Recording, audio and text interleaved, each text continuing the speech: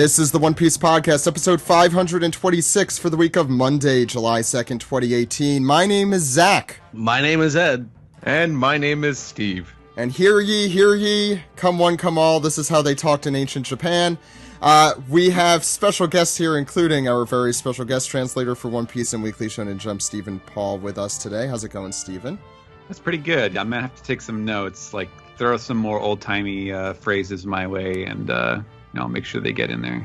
We're gonna have a long time probably to get those in, I have a feeling. That's probably true. We have our editor-in-chief, Kelly, with us. How's it going, Kelly?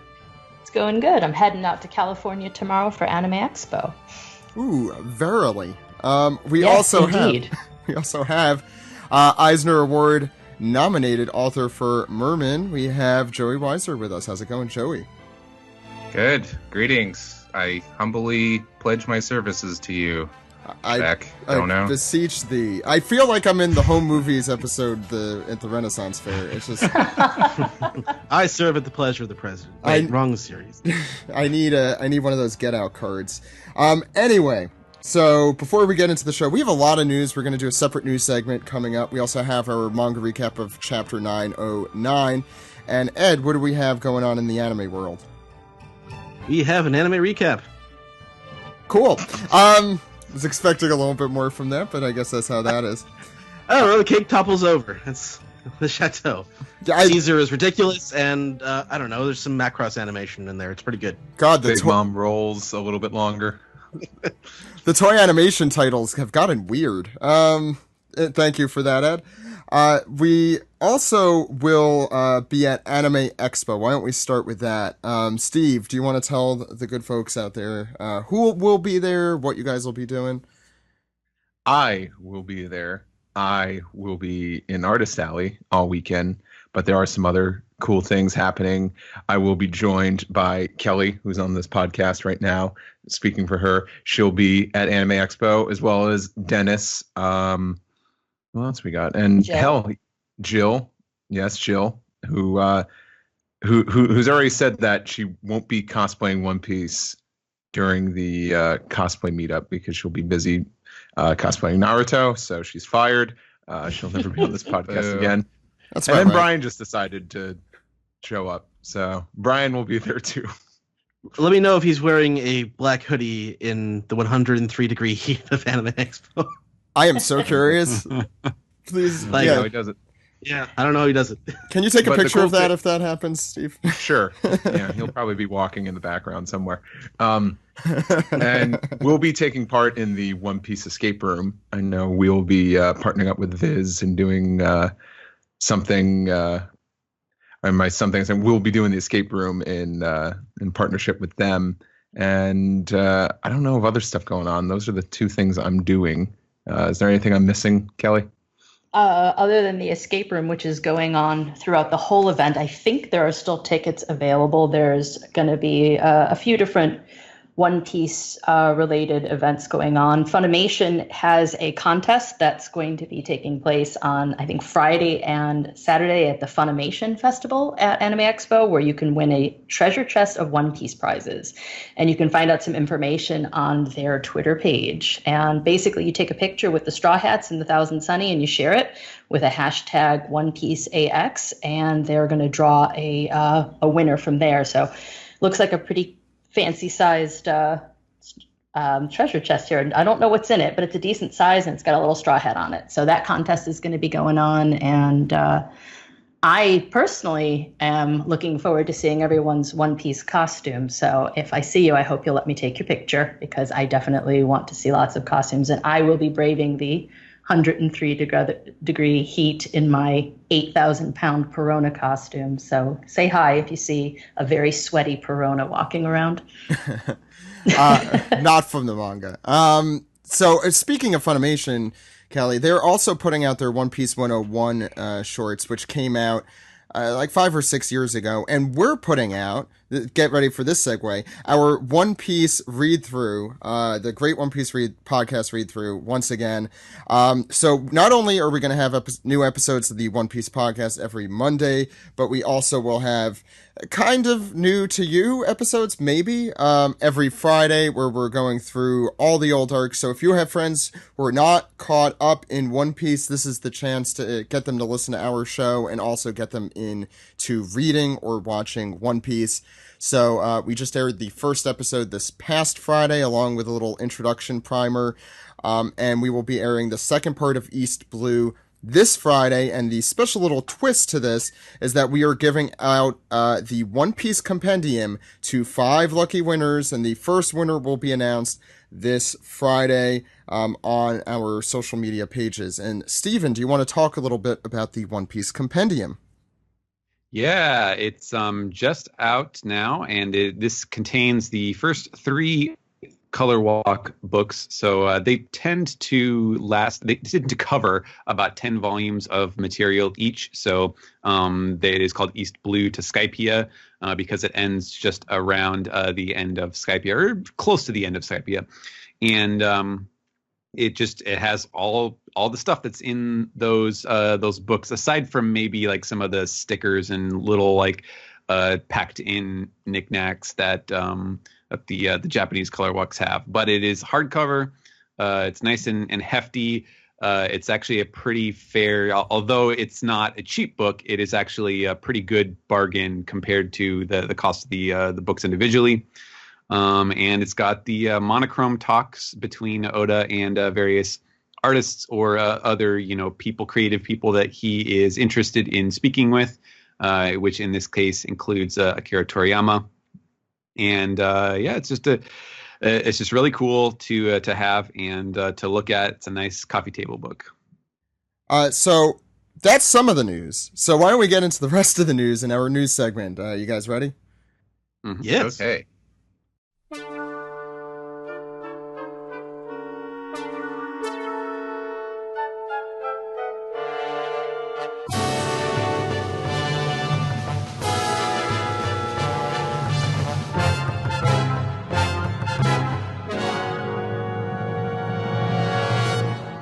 This is the news segment, and I'm going to throw it to Kelly. I want to start out with some video game news, since I think that's probably the most popular stuff on our social media. Yeah, so there were some Jump Force announcements. Some of the characters from Bleach were just announced recently, so that's adding, I believe, 4 or 5 different Jump stories to the series so far, and they did announce a new location, which is Hong Kong. And if you're going to be at Anime Expo, the Bandai Namco booth will have Jump Force playable there. So if you get a chance, you can have some hands-on interaction with that. Probably at least 6 playable characters. And when I played it at E3, it was against the computer, so I'm assuming they probably have the same setup, but it gives you a chance to get a little bit of a feel for the game. And that's going to be, once again, at the Bandai Namco booth at Anime Expo. Cool, thank you. And Steven, you talked a little bit about this last week, which you should listen to that episode, by the way, where we go through volume 89. We also, that was last week already. We also have an interview with Bob Mackey on that episode from Talking Simpsons. But Steven, you want to talk about One Piece Doors and what that's all about and the new one coming out? Yeah, so this is just a little, I guess, bonus. I don't know, like it's not a data book really, but it's kind of an auxiliary book published under the the Jump Comics line. That it's kind of like the counterpart to Color Walk, where you could call it like Black and White Walk or something like that. It's just the chapter covers that are single page illustrations, all of the cover series and the little, Straw Hats fooling around with various wacky animals and such. And it does provide some context for the cover stories, where it tells you, okay, this is what this character did before this cover story started. And then it tells you what has happened with them in the story since the cover story. So Wapol has it goes over his role in Drum, and then after his little comeback story, it'll have like all the references to WAPO metal in the newspapers, and various little tidbits and things like that. The various people who have showed up in the cover stories and then gone on to make cameos in the regular series as well. So it's kind of a neat little compendium. It's a little ironic because I feel like the people who would be most interested in it are like super fans that probably have all of that stuff, or they probably know most of that stuff already. But if you are curious, it's only Japanese, of course, but it's kind of a handy little guide. And so they have two of them. The second one's out now this week, and the first one covers to about chapter 300 or so, and I think the second one will cover up to about chapter 600. I have not heard anything about a third volume coming out, so I don't think there is a plan to put that out immediately, at least. Although I think they have probably enough material that they could if they wanted to. But it's just kind of a neat little way to look at all of the black and white cover illustrations. Are those one illustration per page? Yes. Mhm. Okay. So unlike in the data book where they kind of scrunched them all together. No, yeah. They're like, it's just like the pages in the volumes themselves. Although they change the text around so that like in the cover stories, the subtitles that are telling you what's going on in the thing are on the top rather than the chapter title. And then the chapter title is down on the corner. But if you want to see these illustrations without the text covering any part of the image, for example, like this is a nice, nicely reproduced way of looking at that. And you don't have to like flip through them, through the chapters to find the next one. And then, the colored spreads are in between, and, it's a much more convenient way to just kind of flip through them in one go here.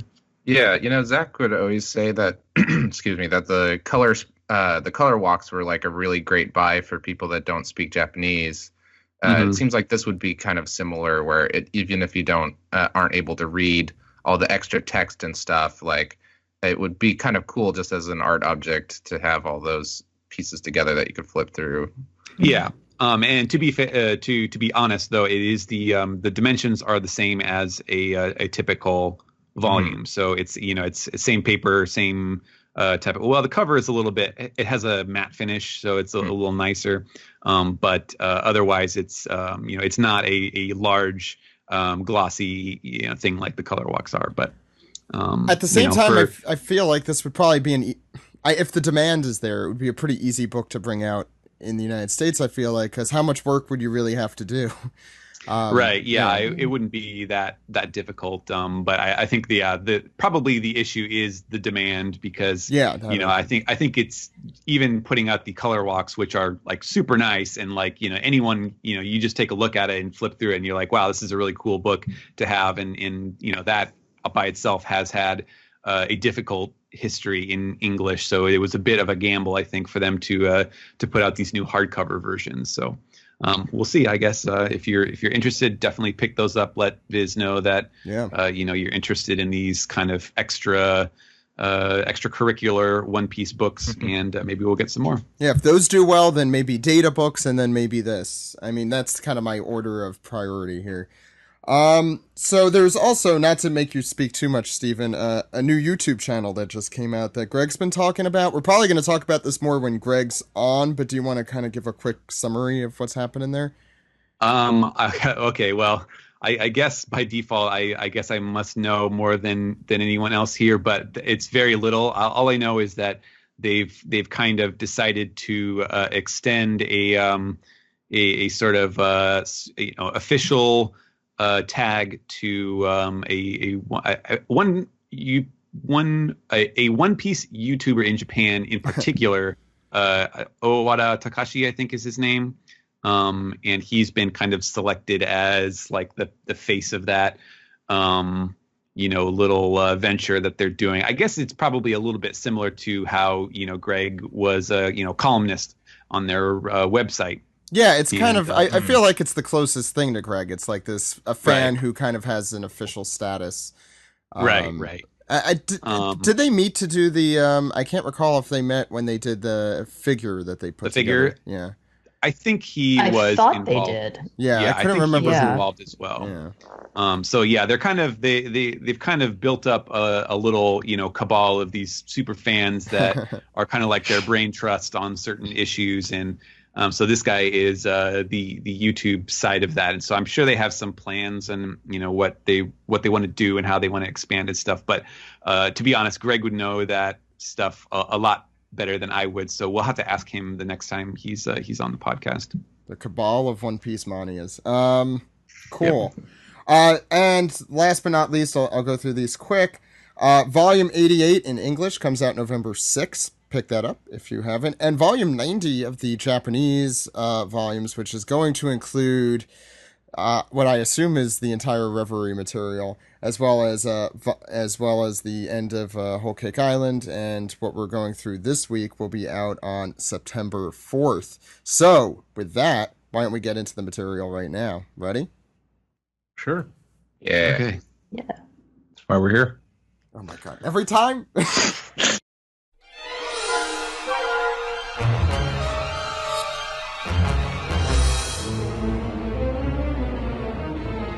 This is the manga recap for chapter 909, Seppuku. So, when I left, we were really just getting into the beginning of Reverie. So, I'm really excited to see where the arc is actually headed here. Ed, what's going on the front page? It's the cover story that won't die. The saga of the self-proclaimed Straw Hat Fleet, Volume 39, Orlumbus. Somehow at 4 p.m., first pirating campaign, launch attack. Do you know what's amazing? That when I left, this cover story I think was still going on, and yet the Reverie arc might be done. We'll talk about that at the end. This cover story peaked like 3 weeks ago now. God, I'm so mad at this page right now. I like the cover stories better when they are like self-contained little illustrations that connect to one another. I don't like them when they can almost be read as a comic. Like the kind of worst offender of this is the Caribou cover story, where it's just so granular, and there's just nothing going on in this. Right. It's like if you go back to the first one, like with Buggy, it's like each one is kind of its own little gag where it's like, oh, the bird ate him and spit him out, or like he met Gaimon and they're palling around because they're both tiny and things like that. Exactly. But yeah, this is not. Yeah, the Jinbei one was probably, I'm trying to think of, Eneru obviously is the peak of cover stories, as far as I'm concerned. For some people. Any other thoughts? I have no thoughts about Orlumbus. Hey, those are some really nice ships. And as someone who once tried drawing pirate ships in college and was told by a teacher that they were crappy ships. What a great teacher you had. His name was Walt Simonson, and he's a comic legend. So I took him at his word, and then I made better ships. So I know the hard work that goes into drawing a good pirate ship. So way to go, Oda's other assistants, because he probably didn't draw this. We want to figure that for Orlumbus's first pirating campaign, he ends up attacking the island of Waluigi. Oh, I hope. Yeah, that place already looks pretty busted. I know, it looks like it's stitched together. So, I mean, I've been gone for a few weeks, so I want to talk about Reverie. Nope. No? No, you missed it. Nothing. You missed your chance. I missed it? There's nothing in this chapter to justify that. Wait, so what's on the front Jeez. page here, Ed? Right, on the first page, it starts in the New World, just New World, that's it. So there's a discussion going on. It says, you can't believe how good the Cat Viper is when it comes to sailing the seas. Of course, he was good enough to ride on the Pirate King's ship. So, how long are we supposed to wait at these ruins? Until he comes back with Marco the Phoenix. You wanted Yugara to wait here because you look too scary. Is Marco really going to be scared by my face? So, who wants to play the Jammer Challenge this week? And name the characters here. It's Roddy and BB. There's the people in the background, too. Oh, well. Isn't that monkey guy? The one who was Ariete? yelling? The bulldog. Is that Bariete? On the Bulldog, I don't remember the name of at all. I don't think any of the other guys had names. Oh, okay. Well, A deer. a female deer? That wimpy deer. I like that pineapple ship. Looks Yeah. good. Yeah, it's really cool. For a second, No. I thought it kind of looked like the egg that was on Whitebeard's ship. Oh Damn my it, the- god. The Gold Roger ship. What's in that pineapple? I was gonna What's in make. that I was gonna make. pineapple? The pineapple's on the sea, though. Hey Go guys, ahead. I have a theory about the pineapple Yeah. on Cat Viper's ship that we've just seen. Okay. And It's for aesthetic purposes. Yeah, I like how this is the last thing Yeah. I'll say about the pineapple. I like how it's basically a miniaturized version of Zoe with the elephant masthead and Yeah. the mink pineapple. They had the pineapple, what do you call it, treetop thing yeah, in Zoe too. Yeah. I was Anyway. really confused because I wasn't sure if it was an elephant or a mammoth, so I was kind of getting like PTSD for the minks with Jack. On their behalf. I didn't know you Yeah. could get PTSD on someone's behalf, but good for you. Yeah. What else is happening, Ed? Well, we got a Marco the Phoenix refresher. So yeah, he's I guess I'll recap this. So they lost the Whitebeard pirates lost their captain in the war. As right hand man, he waged war against Blackbeard, but it was in vain. So the Whitebeard crew is scattered to the winds at this point. We don't know where any of them are really. The BB parts and Roger. unknown. That's where all the wrestlers are from, right? That's right. Oh, parts unknown. Too soon. I was going to say that, yeah. I Go didn't ahead. make that connection. All right, so BB and Roddy continue. He said, apparently on the other side of the cave behind those falls, there's a peaceful little village. It's not a place for a group of big, scary warriors to march through. That's a good point. The boss looks scarier than we do. Well, only if he gets mad. His smile is cute. That's true. Also, if you And give we him s- some sort of cat toy, he's usually pretty good, you know. He also likes lasagna. Yes. But he hates So- Mondays. So he's so we go to a image of an animal's leg being burned with fire as Cat Viper looks on. Pencil. Wait, is he doing an Al Bundy there? That's just Well, he how doesn't it have a always hand. looks. I was going to say, isn't he missing his Oh, hand? okay, that's Yeah. true. No, Steven. Where's the toilet flush sound effect when I need it? Oh, we abandoned the soundboard after one recording, Zach. Oh yeah. Yeah, Certainly let's wouldn't not work talk with about the that. That's it for this page. Steve. We go to the next page, and we hear a kind man say, "There, all fixed up. You're good to go. But don't be so reckless. My regenerating flames only have a small effect on others." And who's he speaking to? Oh, it's just a lecherous manticore. You remember the manticores from? Yeah, from Impel Yeah. Down. Aren't they voiced That's, by... that's the Sphinx. Oh, is it the Sphinx? Oh, Yeah. it's the Sphinx. Manticores I were can't- they were the sidekicks of the Sphinx, I think. Yeah. So I can't say lecherous Still, manticore ever This again. is one of those really great examples of what you can do with a series that's been running this long. Is now we kind of show habitat of a monster that we encountered earlier, and it's like kind of sweet and cool. That's true. Or in the animation world, we just call those reusing assets. I don't know. It's kind of like a cute little village. I guess we could throw some Sphinx in there. But who is this kind doctor who uses fire? It's none other than former Whitebeard Pirates leader of the First Division. He was also the ship's doctor. It's Marco. Learn a little bit. We're gonna learn something new about him. We never. He's knew got his- glasses now, guys. That means he's smarter. That's how you could tell time has passed. And he says like, "Oh, you're all patched up, and also you'll heal a lot quicker. You could leap off that leg by tomorrow." And the little girl who I guess owns the Sphinx is like, "Yay, Marco's magic! You're so lucky." Every little girl Tama? dreams of having their own Sphinx. I mean, And- she's right. That's what devil fruits are. It's just magic. And he Mhm. starts Tama is a very stereotypical pet name in Japanese. Just so Is it? That's clear. That's yeah. the most. Is that the most popular cat name, Steve? Yeah, it could be. I don't know that statistic off the top of my head, but it would not surprise me if that were. Wait, Steven, you don't know the most popular statistic involving both cats and Japanese? This is no. I'm disappointed. Disappointed. What's next? It's supposed to be a pun off of egg, or is that Tamago?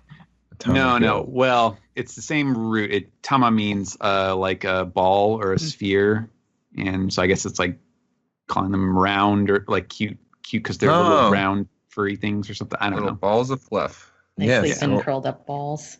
Or Luffy's Kintama. He's yeah. a similar root. But the Sphinx proceeds to leap in glee, and Marco says, "Stop doing that."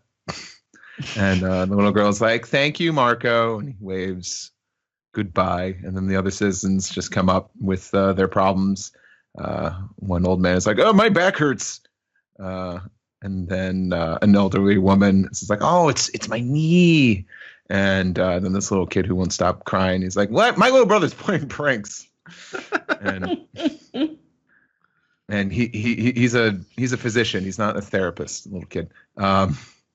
And Cat Viper kind of just looks on, smokes on, and we get a little bit of time passage. And now it's just Cat Viper and Marco just chilling on a log. And now we get some backstory for this village. Marco explains that Whitebeard, he built this village. And apparently that's not clear enough to Cat Viper. So Marco says, "Allow me to explain further." And he reveals He built this village with rock and roll. and a little bit of chutzpah. But also the world government's so shitty because countries that can't afford to join the world government, they can't join the world government if they're too poor, because apparently you have to pay a heavenly tribute. Suck it, celestial dragons. And these lands, of course, they tend to be crime-ridden, and pirates and slavers usually run amok. But when the country just collapses, it's the orphans who kind of just are bestowed upon the duty, or just they take it upon themselves to rise from the ashes and rebuild. And Whitebeard was one of these orphans. Apparently, he started out as a pirate very young, but he always appreciated home, and secretly he put dirty money into rebuilding his old town his entire life. And while we know that we do know that Whitebeard, when he was a younger pirate, he always wished he had a family. So at the time, he didn't have any friends or family. So this island was truly his treasure. And that picture of Whitebeard we see in the middle there is the same one, I think, from the SBS. It looks extremely similar. Yeah. Same shirt. What's what's the phrase on his shirt, Steven? Strength.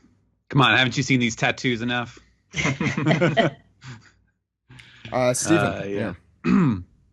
So on the next page, they continue, and Cat Viper is kind of consoling him. He's like, "Hey, look, it's the whole damn world is dirty. There's no dirty money. There's no clean money. It's just money." And Marco's like, "Oh, well, thanks. It's nice of you to say." But after the Paramount War, this was clearly the thing that Whitebeard had cared so much about. So the remainder of his crew decided, well, we gotta protect this at least, and then Blackbeard invaded. So that was the start of the Grudge War, as we have heard it mentioned before. But unfortunately, with Whitebeard's power, Teach was just too tough. He took whatever he wanted, and so they still want revenge, but they've kind of accepted that they were not up to the to matching Blackbeard. He seems a little glib about it, honestly. Like Marco, he's like, "I wanted to make that guy pay." Like, you lost a war to him. He probably killed people. Yeah, but it's that facial expression. Weird. I think if he had a different facial expression, that whole exchange would sound different. It's his lazy Muppet eyes that is, just doesn't look like he cares that much. But no, so Cat Viper's saying, oh, okay, well, I think I see what you mean. So this is it's kind of like what you remember old Pops by, huh? And Marco says that Shanks put his grave not too far from here, so that weird, that funny little well, I guess that wasn't on an island, right? It was next to the sea, but on a cliff, where all the the pirates went to pay their respects and such. I get this cool panel where Marco takes off his glasses and he's kind of pressing at his eyes there, and he's saying, Pops was he was a cheapskate. We knew it. He would always demand that people bring him booze, or he would take other people's drinks, and he wouldn't pay the whole tab when he went to a restaurant. The guy had to split up the checks. It's a huge hassle. But we were okay with it because we all knew deep down that this is where all of his money was going into keeping this place afloat. And not to get too far off track here, but didn't we learn recently that Oda had astigmatism? So maybe he's just playing around with, I got glasses now, and look at all these new things I could do. Well, Marco always had those markings near his eyes, didn't he? Like when he was in his Phoenix form? No, but he also has glasses on. Well, yeah. I wasn't disputing that his eyes were bizarre looking. He probably misses his old glasses. Go ahead, Steven. I think Oda meant for him to have glasses from a while back. No, I think that was just a bizarre looking design.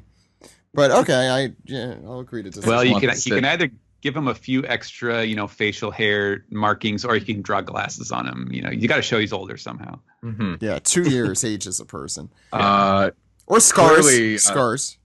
After the latest volume recap, you could just make him bald and give him a mustache. That's true. Yeah. Mm-hmm. Well, he's already getting there. So. Nah, but he's so popular amongst everyone in Japan. You know us. We like taking the piss out of the pretty boys. Speaking of pretty boys, there's a warlord named Weevil going around, calling himself Pops the Sun and attacking anyone related to the name of Whitebeard. And Cat Viper seems to have heard this. Is that whole thing true?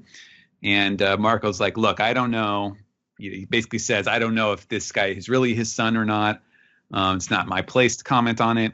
But it seems clear that this guy he's attacking all these other people related to the name of Whitebeard because he wants the inheritance. And the problem is he doesn't seem to, he doesn't seem equipped to accept there is no inheritance as the answer, despite the fact that it's pretty clearly true. And so sooner or later he will be he'll be coming after Marco. He'll be coming to this village of Whitebeards. And Cat Viper is like, okay, well that would make sense then why you're kind of stuck here or you don't want to leave this place. And Marco says Weevil's mother is a former pirate, and 30 or even 40 years ago she would have been on the same ship as Pops.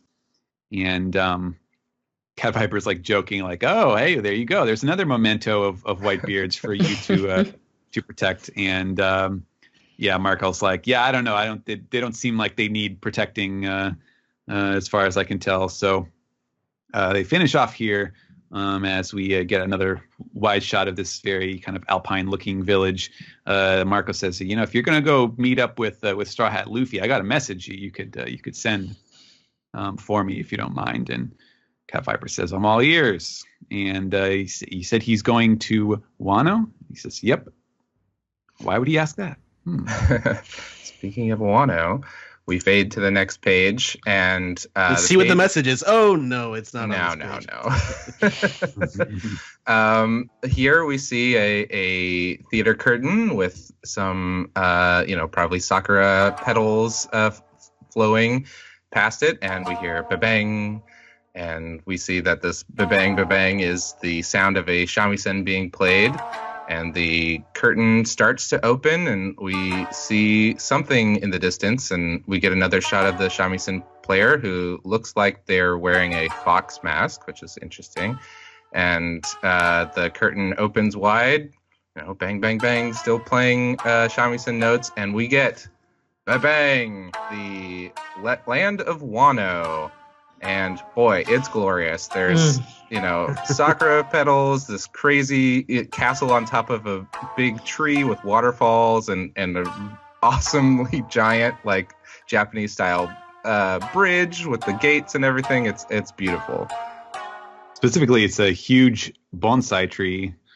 Yeah, it's pretty great. Yeah, and looks like a shrine or something in front of it. Hold on. Are we to understand that there is a curtain placed at a reasonable distance from the castle on top of a thing, and the curtain just moved?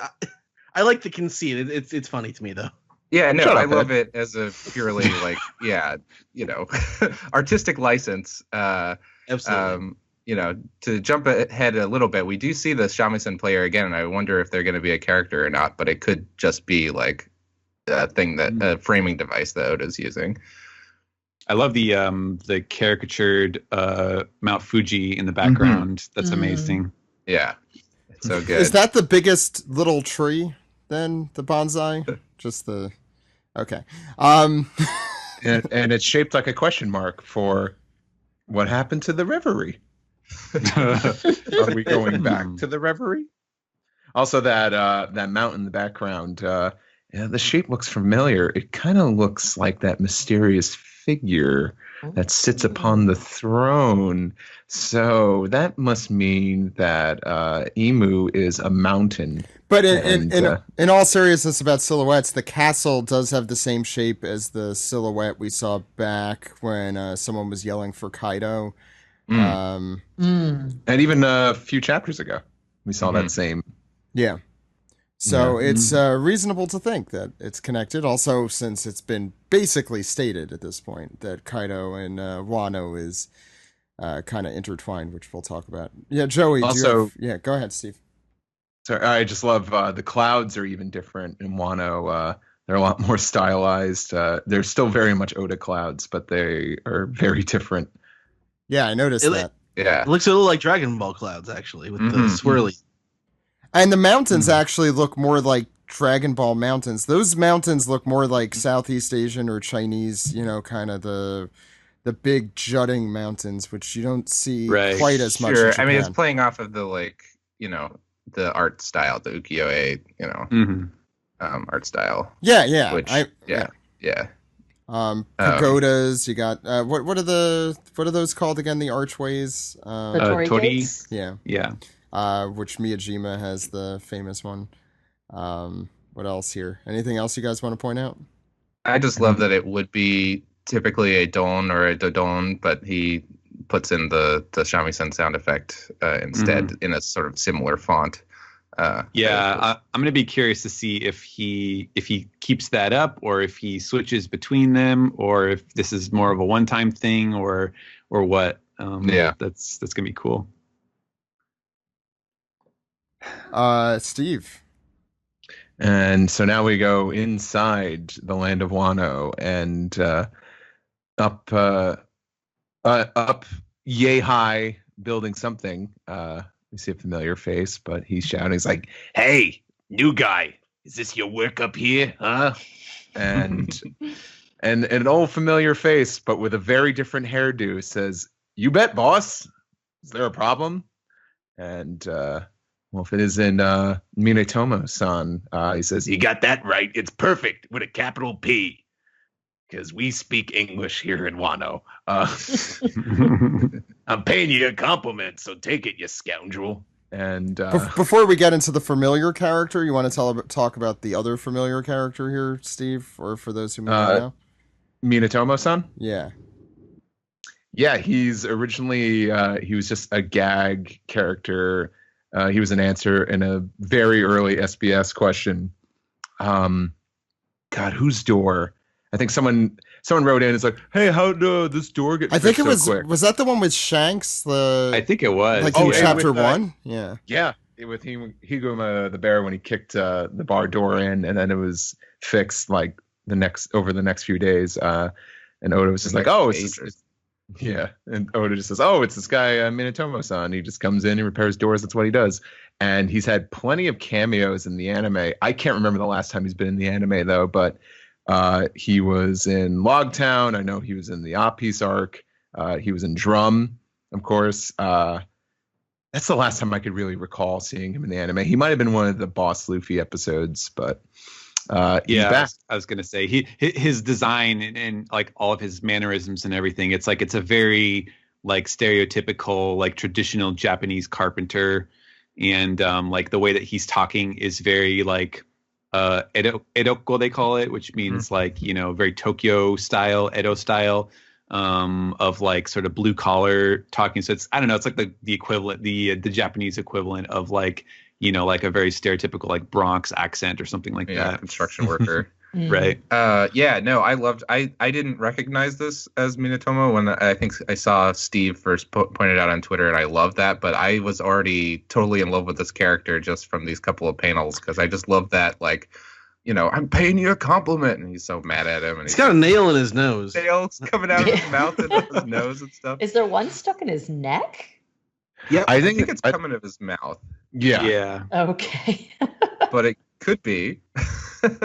I wouldn't discount it. Does that say Minatomo? Is that what it's written on Frankie's?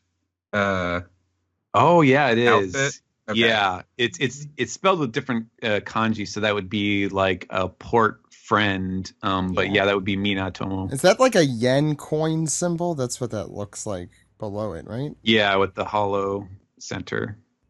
Yeah, anyway. Yeah, that could be. I'm not Steve, I'm sure. Go And this familiar faces. Of course, it's perfect. I mean, you bet. Much obliged, boss. You cantankerous old coot. And if you thought this was Frankie, you are wrong. He's a carpenter, Frenosuke. And then we go somewhere else, and as the salesman says, come one, come all, step up and see my blade.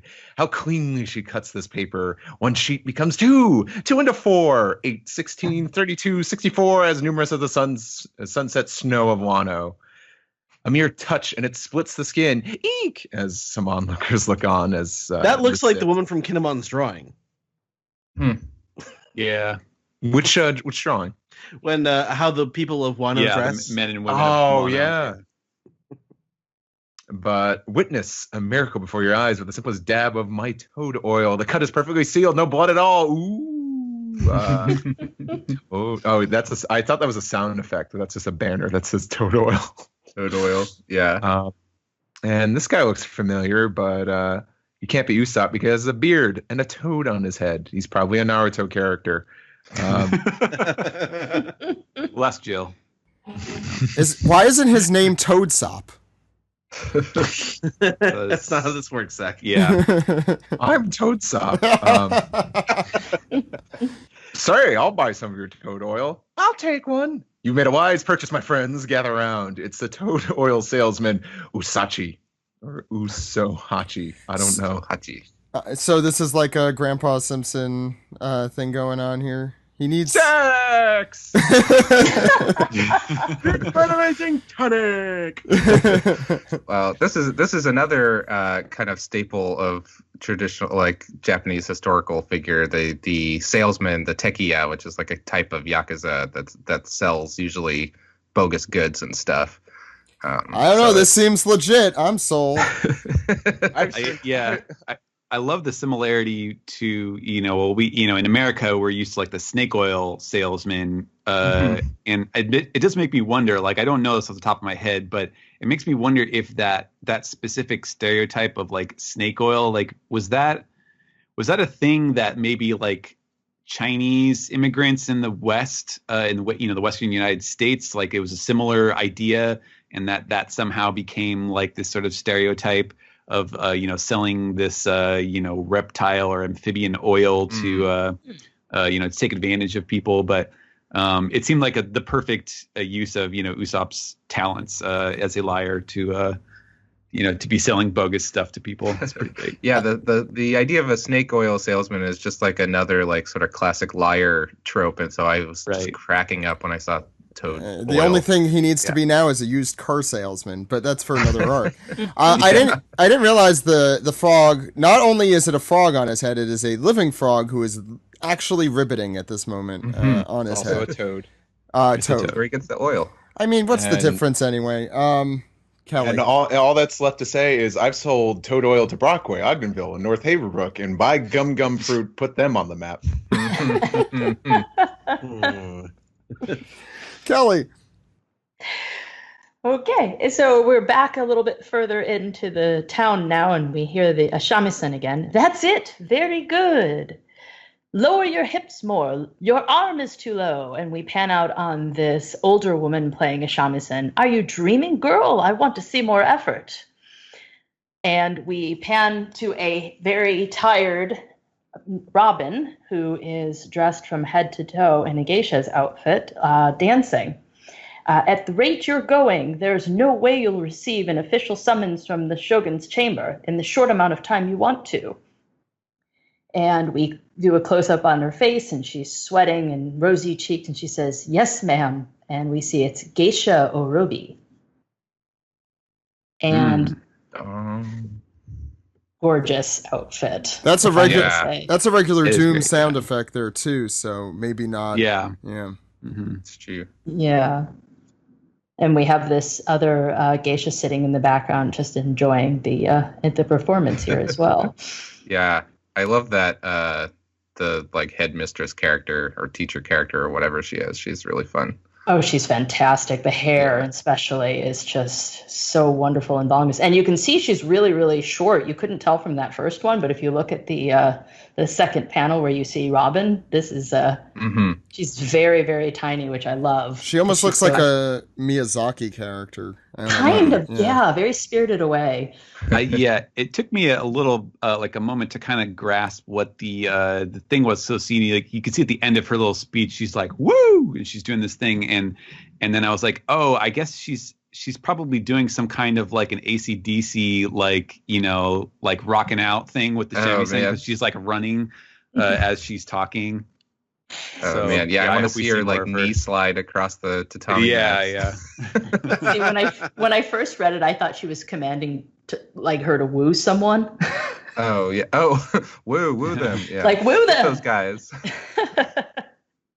Yeah, I think it's worth mentioning that also in traditional Japan, like women's names often have the O in front of them. Yes. Yeah. We saw that in the Boss Luffy special. She was Onami. That's right. Yeah. Yeah, that's what Momonosuke calls Nami. That's right.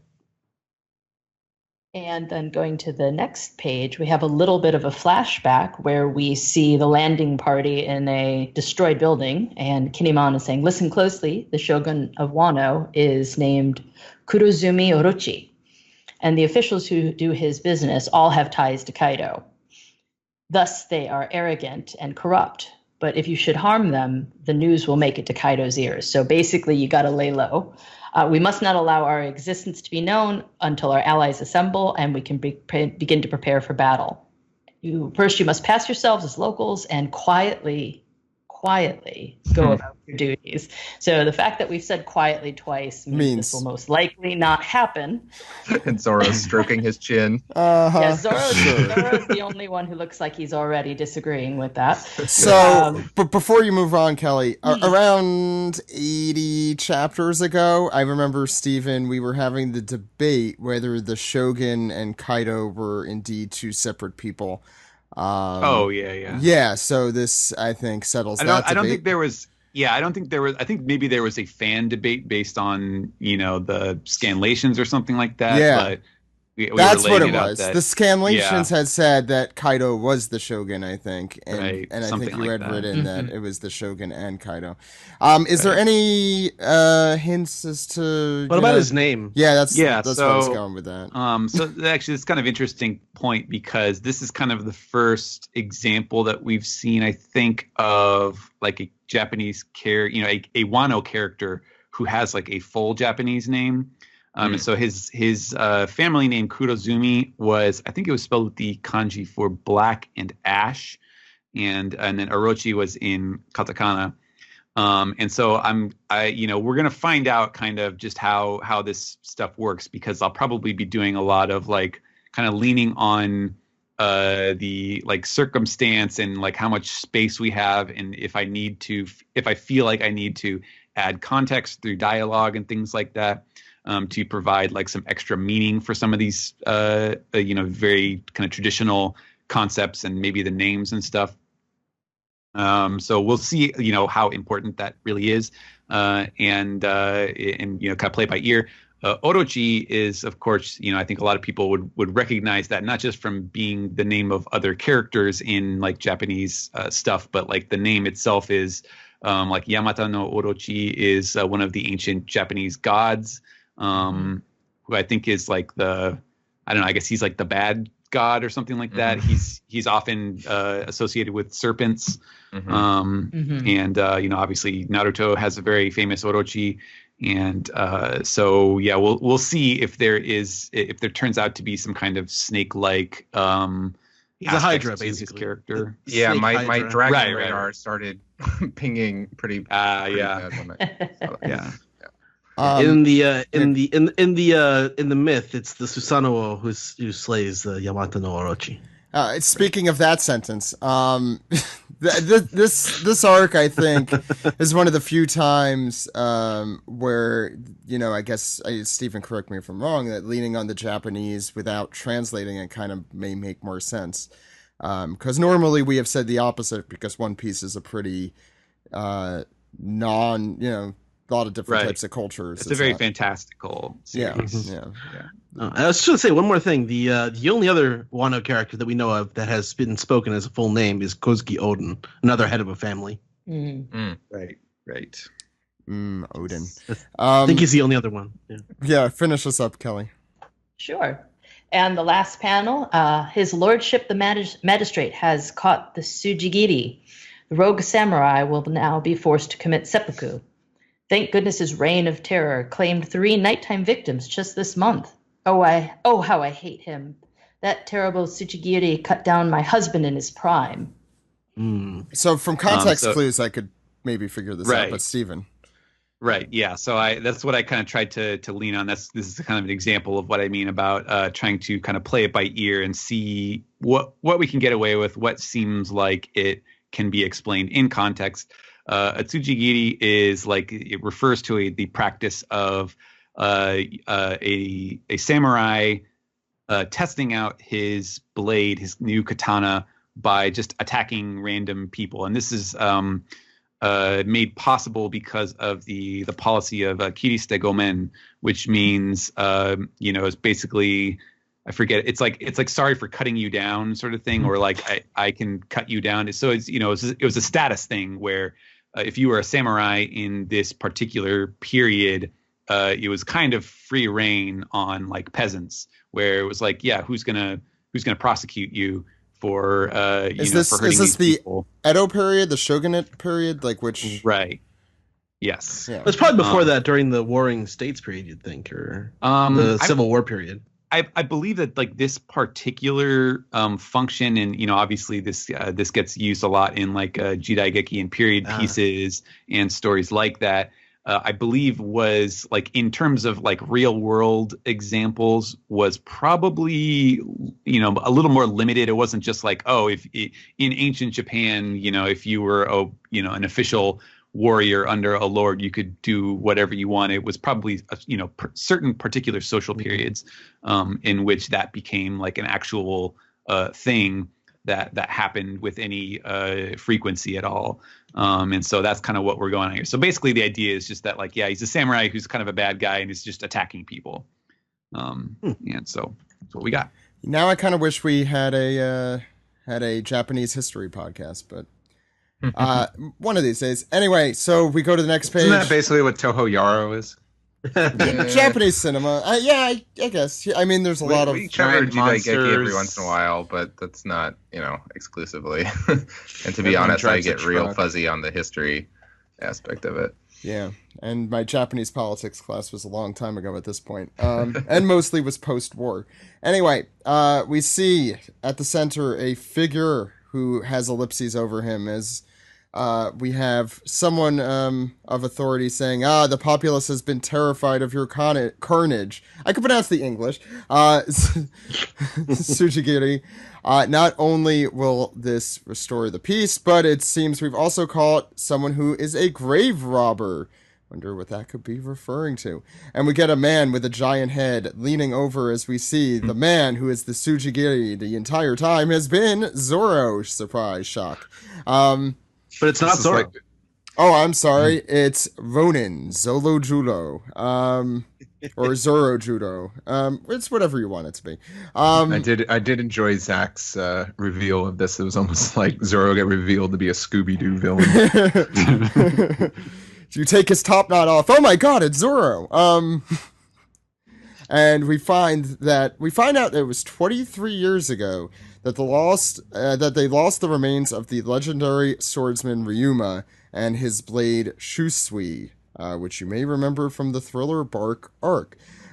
Anyway, the man continues, calling this Tsujigiri that, look, you don't look like you're that old. Though in One Piece, who knows? Did you extract this from the thief? Did you steal this from the thief? And you see now the man who has been talking, a man who looks like he's out of a villain in Samurai Jack or something. Anyway, he's drooling, looking at the sword as he unsheaths it, saying, one wonders how pristine its bite is. In my hands I hold the great Shusui, perhaps getting a little carried away there. Zoro, meanwhile, asks the big-headed man whether why the knife has no hilt, verily.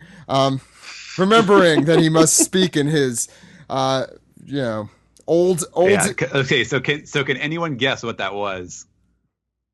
In Japanese? It's like an honor. It's like, or something. Degozaru, yes. Yeah, Okay. he says it, and then he's like, Degozaru at the end. So I may be, relying on a lot of silly things like that if Zoro continues that pattern. In this place, you must speak ye oldie Japanese. So We're returning to the days. I was just listening to the first read-through episode, and everyone's complaining about the pirate talk. Now we're getting back to. Yeah, I was listening to that too. And it's a real full circle chapter because we were also talking about Zolo, and I'm like, oh yeah, I forgot we haven't seen Zoro in how long in the manga now. So I completely forgot that was a thing, and I'm like, oh, I guess it's still a thing. Anyway, he said he gets taught that, oh, this is a blade for seppuku, which who doesn't? Should we explain what that is at this point? It's the title of the chapter also. Stephen, quickly. Well, I guess. Yeah. Yeah, it's Japanese ritual suicide for. It's a privilege given to samurai who bring shame upon themselves that they're allowed to die this way.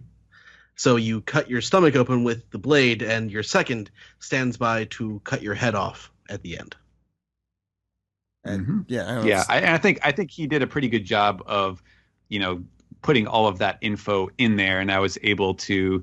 I think I kind of softened the text a little bit just to make sure that it was clear how the different parts of it worked. So we didn't really have to rely on a lot of cultural knowledge prior to this scene, which was nice. So this is the big-headed second, who's unsheathing his sword here and says, look, if you have any samurai pride at all, admit your crimes and make amends with your death.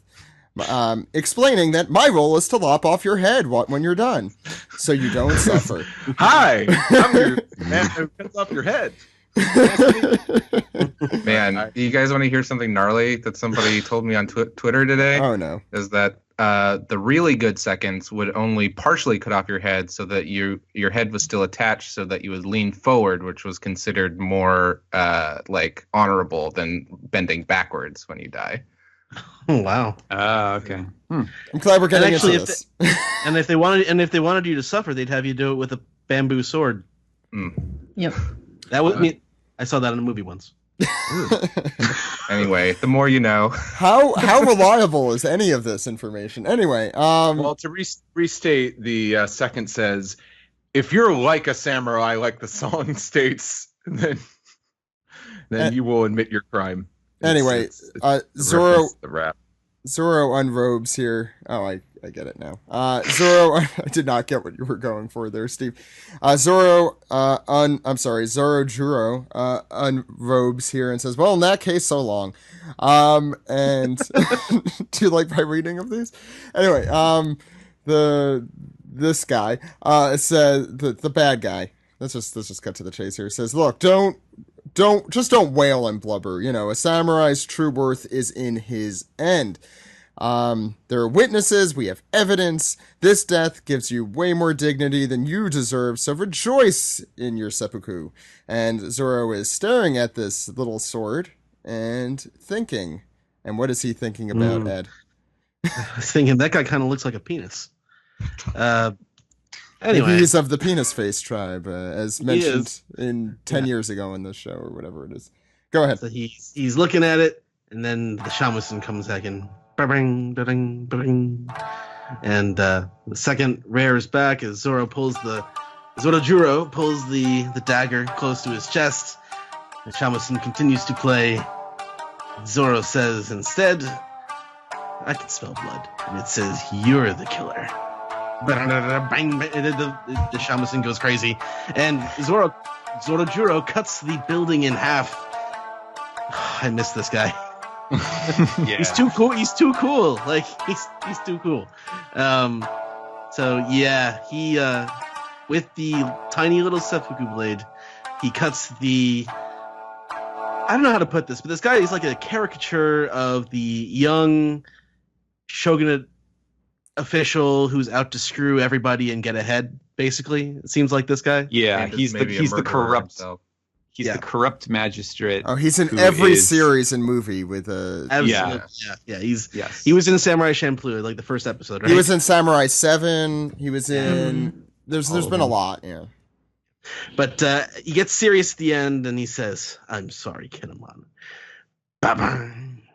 And Yeah, before we Yeah. even talk about it, I just want to get the dynamics of what exactly is happening with Zoro. So he doesn't actually move from the original spot he was in. Yeah. Right. Which I didn't realize. I thought he went over there and then came back, but there's no motion. He's just spinning, and you could see his foot. That's a really, really cool panel. and- Yeah, I love like an the way EI. you can see the like fabric underneath him. Yeah. That really shows how he's twisted. You know, it's really great. I mean, that's particularly I know it's a subtle little thing, but where his feet are and the fabric are probably my favorite part of this panel, just because I don't know, it's such a graceful, like, quick move going on there.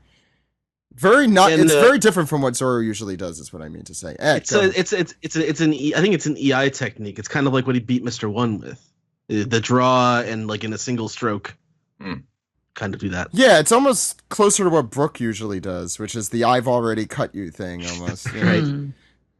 Right. Joey? But Zoro's face in that last panel, my God, I love that. So yeah, it's also gorgeous. really cool how he's like warping the building. How Oda warped the building to show it bending. It looks so cool. Yeah. And, Oh my God, there's and- so much life. In and that the drawing. bricks mixed up with the cherry blossoms, which I also didn't notice until just now, is a cool addition. Yeah, there's a lot. Yeah, man. Is there going to be cherry blossoms falling for this entire arc? Because God, I hope so. R.I.P. so good. Oda's assistants. Yeah. Well, let me just say, That's I what feel Oda's gonna drop. I feel like Greg, I feel like Greg may have mentioned this too. We know on the Grand Line there are like different seasons. We also know Japan kind of thinks of themselves as like, we're the season country. We have more seasons and We more have pronounced 4 seasons. seasons. We have 4 very pronounced seasons, and no one else has that. And so I wouldn't be surprised if the seasons change much quicker in Wano. So you get like every season happening in like a month or something, you know, or a couple weeks. Well, Usopp's reference to snow. yeah. When he's talking. So yeah, definitely could be possible. And we know when we last saw Kaido, it was definitely snowing there. If that was Wano, it was snowing there. So it's, you know, I think there's a lot of good possibilities here, but it's clearly spring at the moment.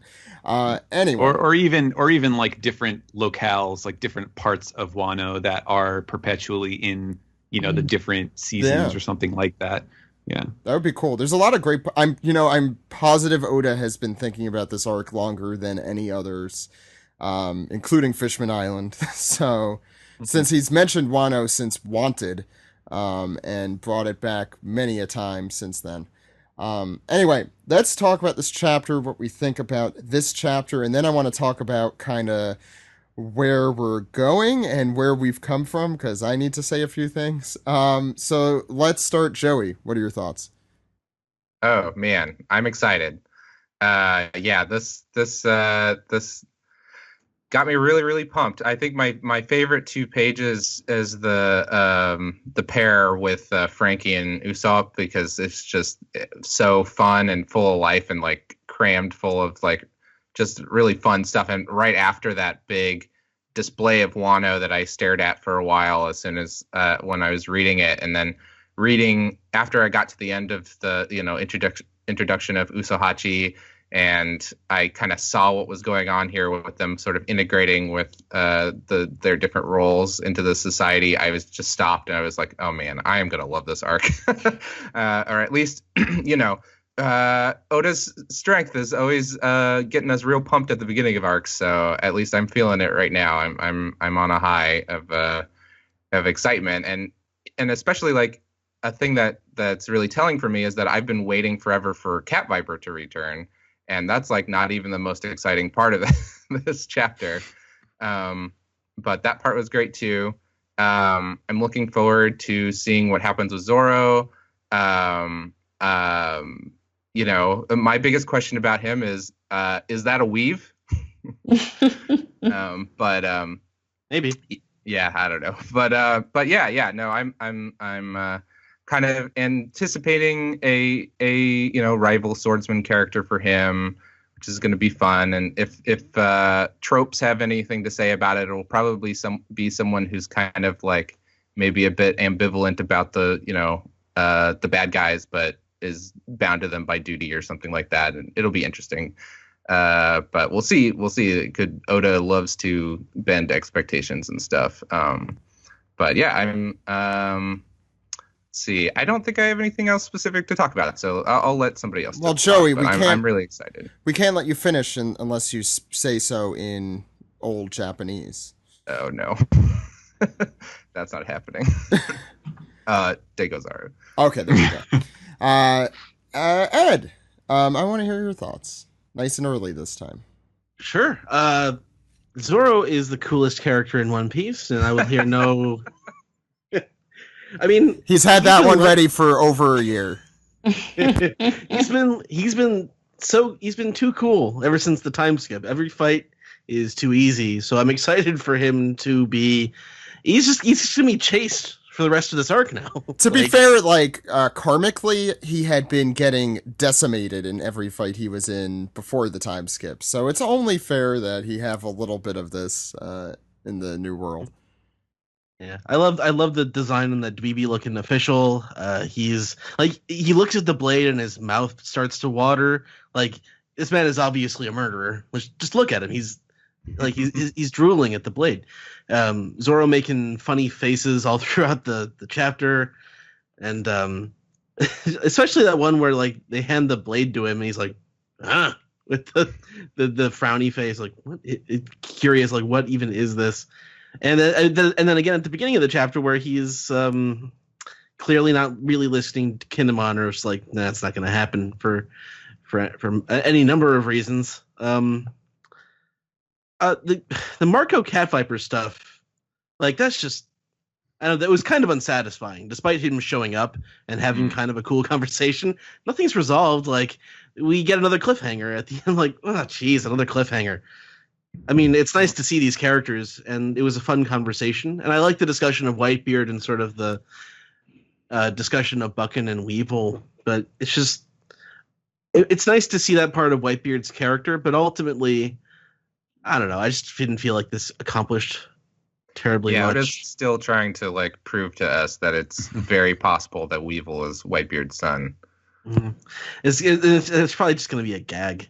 For the actual resolution of it. I did think it was cool that we got a little bit more information on Marco. Like, I don't think we knew that he could heal other people, did we? Or that he was the ship doctor? No. Did we know any of that? No. Okay. So, I think Ed's not appreciating Whitebeard's village enough. Steve, you want to talk Farms. about the chapter? Yeah, Since you're yeah. going. Remember when pirates didn't want to take over the entire world and they just wanted to sail the seas and be free? Whitebeard Farm remembers.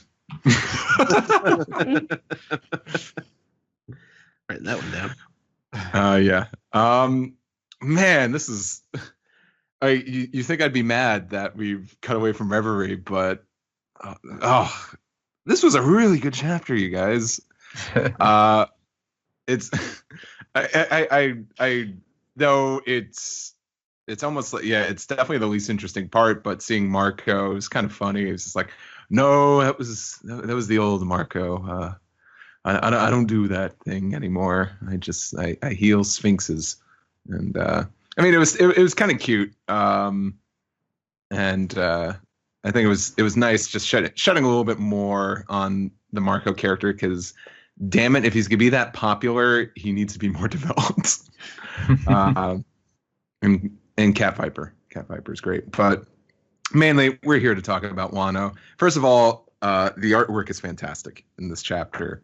Squiggle Vision is nowhere to be seen.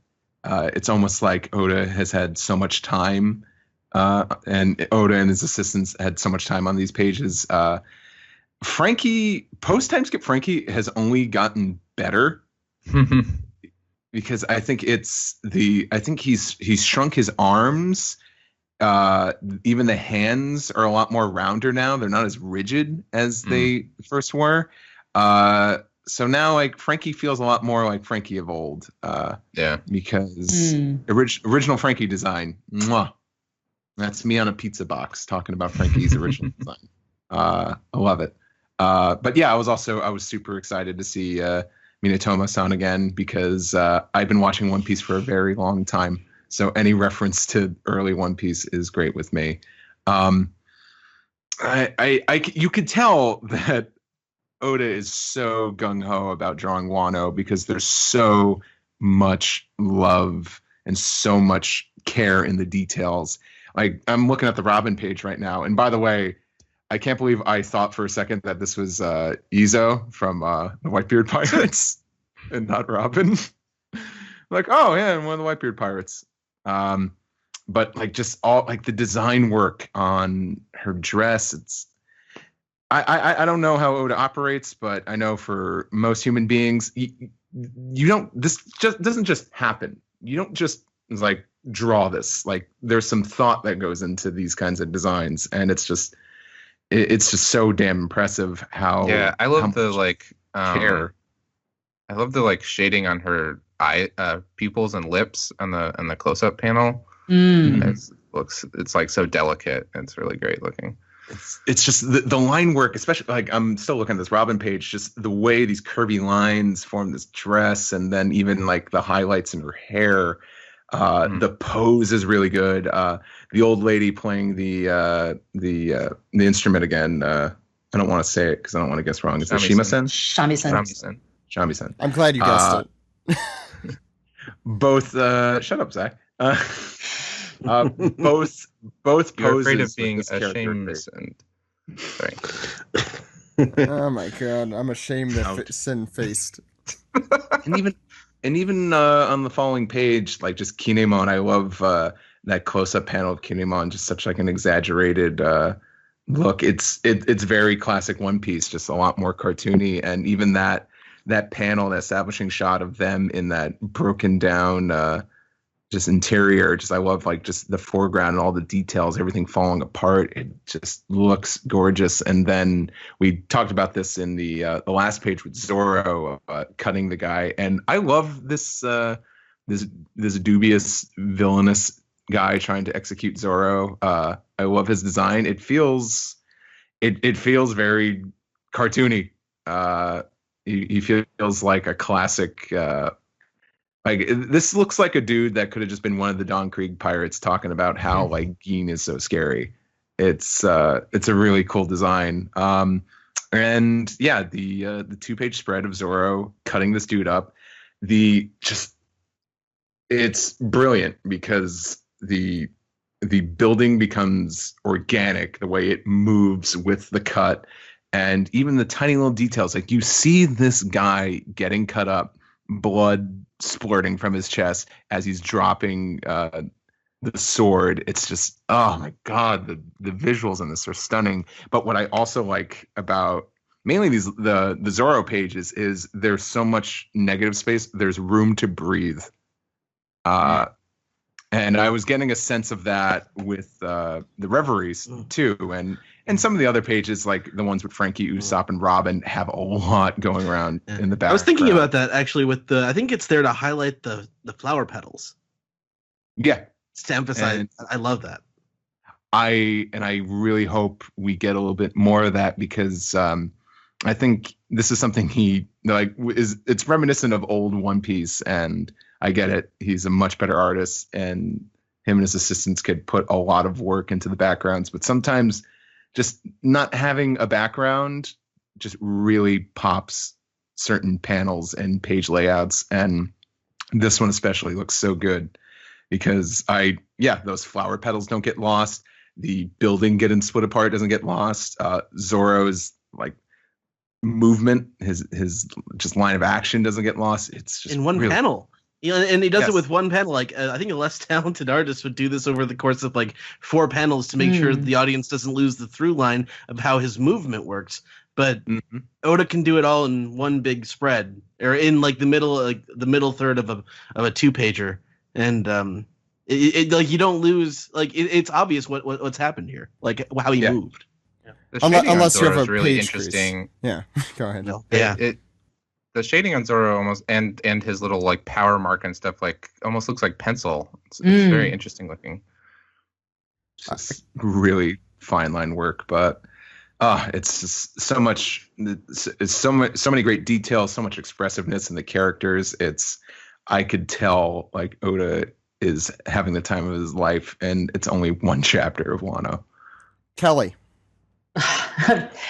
Try to think of what hasn't been said, but I think for me, it's always that new arc when you have that first establishing shot of the new island or the new land that you're visiting. And this did not disappoint, starting with that shamisen and the parting of the curtain to that beautiful, beautiful pan out of the land of Wano. I was absolutely, absolutely enchanted by the whole thing. So I kind of echo Steve's sentiment that just the art, the line work, and the detail, if this is what we get to look forward to for the duration of this arc, I'm going to be an incredibly happy person.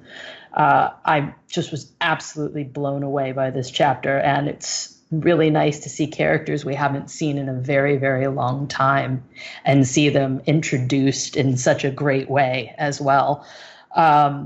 Regarding the Marco Cat Viper kind of stuff in the beginning, I didn't mind it. I kind of feel like it wraps up a little bit in the sense that Cat Viper can kind of get moving. I don't necessarily know if I was expecting Marco to join up with them at that point in time. So I think I was fine with all of that and kind of some of that establishing information, but it kind of just paled the minute you went to that first world reveal. I think I've probably read this chapter about 10 or 11 times. I'll probably read it another 10 or 11 because you just keep noticing tiny details, especially in the establishing shot, just looking at even the silhouettes of all the people moving around and the curtains on the stores and everything like that. Just absolutely obsessed with it. So I'm beyond excited for this arc. Steven.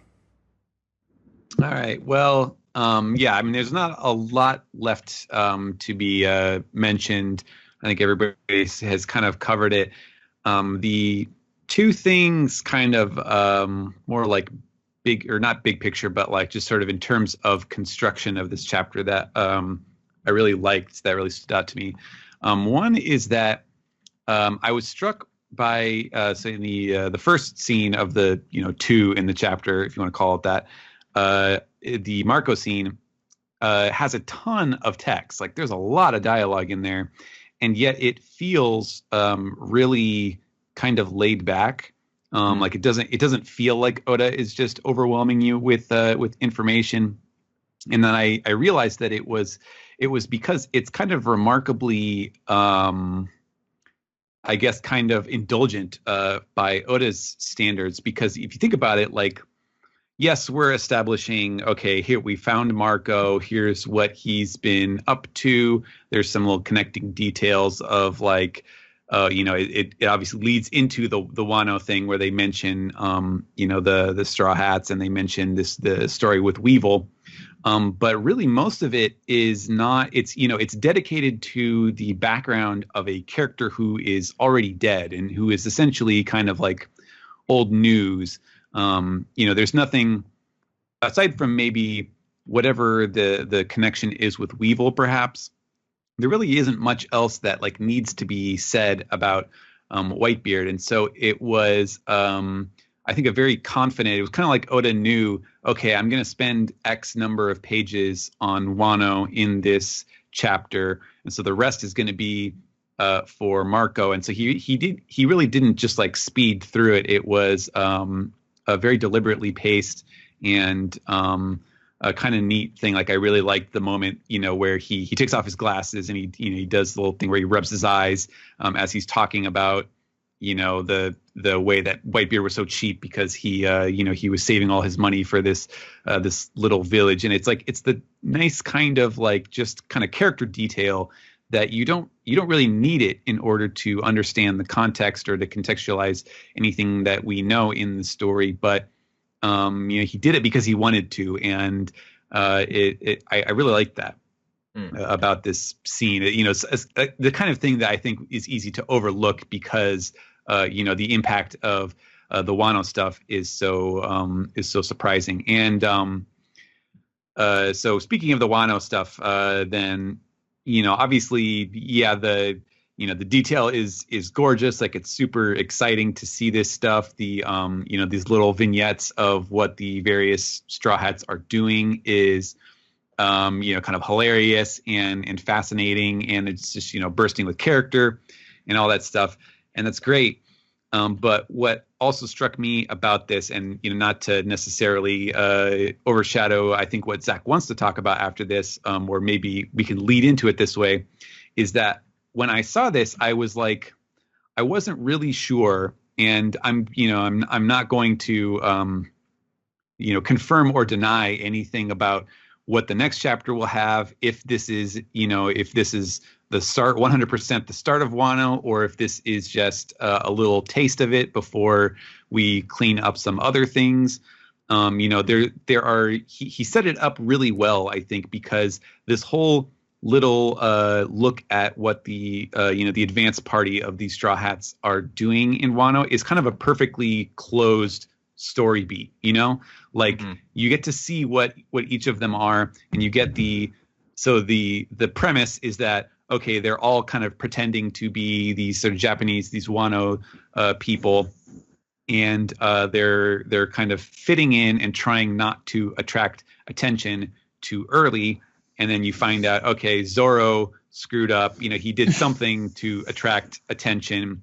And then there's this, kind of, episode or villain of the week kind of guy. We don't even need his name because he just exists to be like the evil bad guy.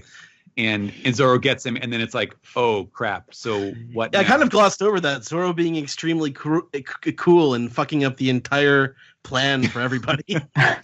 Yeah, by being awesome. But like the brilliant part of it is that it doesn't really require any further elaboration on this particular beat, because all you really need to know is like, okay, the Straw Hats are in Wano, they're fitting in. Zoro did something. It's probably going to. Obviously, it wasn't like Zoro made a mistake. He's following his convictions here because obviously this guy is a bad guy and he's going to do what's right. But he's going to he's blowing their cover somehow. But none of it requires. It's not like there's some bigger, larger magistrate character who's going to report to Kaido from this that we see. All that stuff can happen on its own. This is a fully enclosed little story. So in other words, like he could choose to like have the first page of the next chapter be, oh, okay, what'd you say? There's this Tsujigiri guy and he attacked one of my magistrates. Oh, well, we got to do something about this. or it could just completely go somewhere else. And it's not necessarily like a cliffhanger. It's just like, okay, this is what's happening with the Straw Hats right now on Wano. So we'll have context for when we get there. So can I say this? Yes. I'm sorry, Steven. I'm willing to place a bet that we're going to see Luffy next chapter. Just seeing what they're up to. I just have a sense that I feel like we're not going to get back to Reverie till a little bit later. I would not be surprised if next chapter is Luffy and the gang sailing along towards Wano. Steven, My thought. yeah, go ahead, Sherry. Oh, I just think that like, so Luffy and his crew, unless Kinemon sets something up, doesn't have like disguises or some way that they can like blend in too. So like I'm anticipating, I think that we do need a little bit more of a jump so that these characters that are living in disguise can kind of like get more of a feel for where they are so that they can guide Luffy and his crew when they show up. But so I'm anticipating a bit of a time jump in that way, that we wouldn't go straight from this to another Wano chapter. And if we do see like Luffy and his crew next chapter, I wouldn't anticipate them going to Wano. I'm expecting to see Reverie again personally. All right, well, I guess I'll transition then into what I was going to ask, since you guys, I think, have done a very good job encapsulating my thoughts on the chapter. Because the first thing I thought when reading the chapter is what I read what I said when I read the chapter. It's what? That's it. We had originally asked, I guess, a couple months ago, when do you think the Reverie arc would end? The person with the lowest number was me. I said 9-10, so I was still over. I would not have won this contest again, probably. We'll find out. And the one with the longest was Steve, who said 9:21. Well, we don't know. And Yeah. and what Steven was saying, this is kind of like the skip to Zoe got at the end of Dressrosa. It's where we see, this is what all the main characters are doing. It kind of wraps itself up a little bit. I don't completely recall what happened at the end of that chapter, but I know there was the flood with, the elephant. I feel like that one was more like slightly hard more to figure out what was going on. Well, this one, this one's simpler to figure out what's going on because it's kind of just explained. Also, Zoe was supposed to be a lot more of a mystery, I think, than Wano is. Wano itself, I think we've all been expecting this for a really long time. It's like we knew what Wano was going to be, so that part. Zoe, although it was in the title, elephant, we didn't think it literally was. That being said, why can't I talk about last week's chapter? Because I could go on for a really long time about last week's chapter, guys. I'm very excited for the Wano stuff. You guys know I've been looking forward to the Wano stuff for a while. I love all these characters. I'm happy to see Frankie, Usopp, Toadsopp, Robin, and Zorojuro. Again, all the favorites. But geez, the stuff from last week, that's like the world building, big, huge stuff that like I live for. You guys know I'm crazy for that stuff. Like I just want to, what was the name of the ancient kingdom, and what was the Zach's cuckoo for emu puffs. I wish we knew what emu looked like so we could put that on a box. I guess it would just be that was some fascinating reading, actually, that I did after the show last week, where people were talking about the sort of the emu as this sort of shamanic tradition in Ainu culture. It's fascinating really? Stuff there. So it's not just some skinny, I don't know, whatever it is. But there's just like, I listen to the podcast when I'm not on. In fact, because I was not on social media, you guys were like one of my only One Piece fixes. So I was especially like chomping at the bit for the episodes after I read them, which I was able to do on Monday even more because I wasn't getting. I go on Twitter yesterday and spoiler. It's nice living in a spoiler-free world. I'll just say that.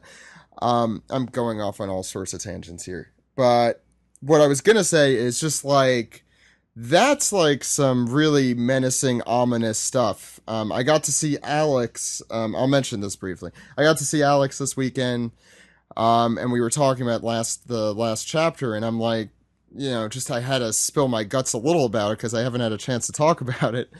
And just like Blackbeard might be the final pirate villain, but the villain this entire series has pretty much been the government and the Navy. So to have kind of a guy at the potential top or the upper echelons of this organization sitting in that chair kind of makes me feel like that whoever that is, he or she is maybe the end game. And it's just Oda setting up the final story, and it's really exciting. And so that being said, that made me like really disappointed to go see Marco and Cat Viper in the middle of Sphinx Town, whatever you want to call it. Whitebeard Farms. Whitebeard Farms. They remember, but so I think that's why I kind of felt so underwhelming going into that, because I too am a big Cat Viper fan. I too am a big fan of Sphinxes. Marco, glasses I like, so I'll take that. And the Wano stuff was super cool, don't get me wrong, the designs were awesome, but I was just like coming off of this high of reverie, where every chapter was just it's like the cocaine of One Piece. It's just like, this is the stuff that I've been looking for this whole time. So the thing that if this is the end of the reverie for the time being, I agree that it's a little bit disappointing, not because the material was bad, like it was wild, and it raised a bunch of questions, and each chapter had some crazy reveal or hints at certain things, and I'm actually kind of fine with like leaving the whole giant frozen straw hat and the great emu and all that sort of story stuff kind of where it is for now, because it served a very useful purpose, I think, just kind of dangling it out there. But I was thinking, like, if that's it, I would like to know what I want to know what the actual concrete developments of the reverie are. Like, I want to know what Cobra is talking about with Fujitora. Like, what is Cobra's role in Fujitora's play? How is he going to break this to the Five Elders? And why do we get introduced to all these new characters and then just drop them like three? It just feels a little bit. I mean, that's not unusual for Oda, but it's still, and so in that sense, I was like, oh, okay, well, I would prefer a more firm, I guess, conclusion or outcome of the reverie. But then I remembered it's like a week long, right? So we could literally have like every 15 or 20 chapters or so, Oda could just be like, hey, here's what's happening at the reverie. Like, oh, snap, Cobra said this, or oh, Fujitora said that, or Sabo did this, and that could be like something that is developing or hanging over what's going on in Wano, like throughout the entire arc, which is kind of. I was going to say that it was like that was the opening ceremony of the reverie in that last chapter we saw. Yeah, right. Yeah, and are we going to just ditch Burgerham Lincoln after this whole time and finding out he's going to be the guy leading the whole meeting? I mean, okay. That's the most He's disappointing. still in your heart, Zach. We're not ditching him. We're not leaving him behind. Everyone knows left behind. Everyone knows Bollywood is in your heart. Right next to Sniper Island. It's the left ventricle. And it's also in India. No. Yes. However you want it. If India is your heart, Steve, I'm not going to dispute that. So we're going to find out next week what happens, but we have more segments to cover. Why don't we get into the anime recap? Absolutely. Okay. Toho. Major film studio in Japan. Yaro. Guys. We are Toho Yaro, the Toho guys. We're a monthly movie club podcast where we watch a Japanese film and talk about it. We discuss things like the existential dread of Akira Kurosawa's Ikiru, and a cat portrait that barfs gallons of blood and house. And just who is Tora-san? Explore the world of giant monsters, historic swordsmen, and melodramatic truckers from Toho Studios and beyond with us, Toho Yaro, part of the Maji Media Network, available wherever you get your podcasts. We are Maji.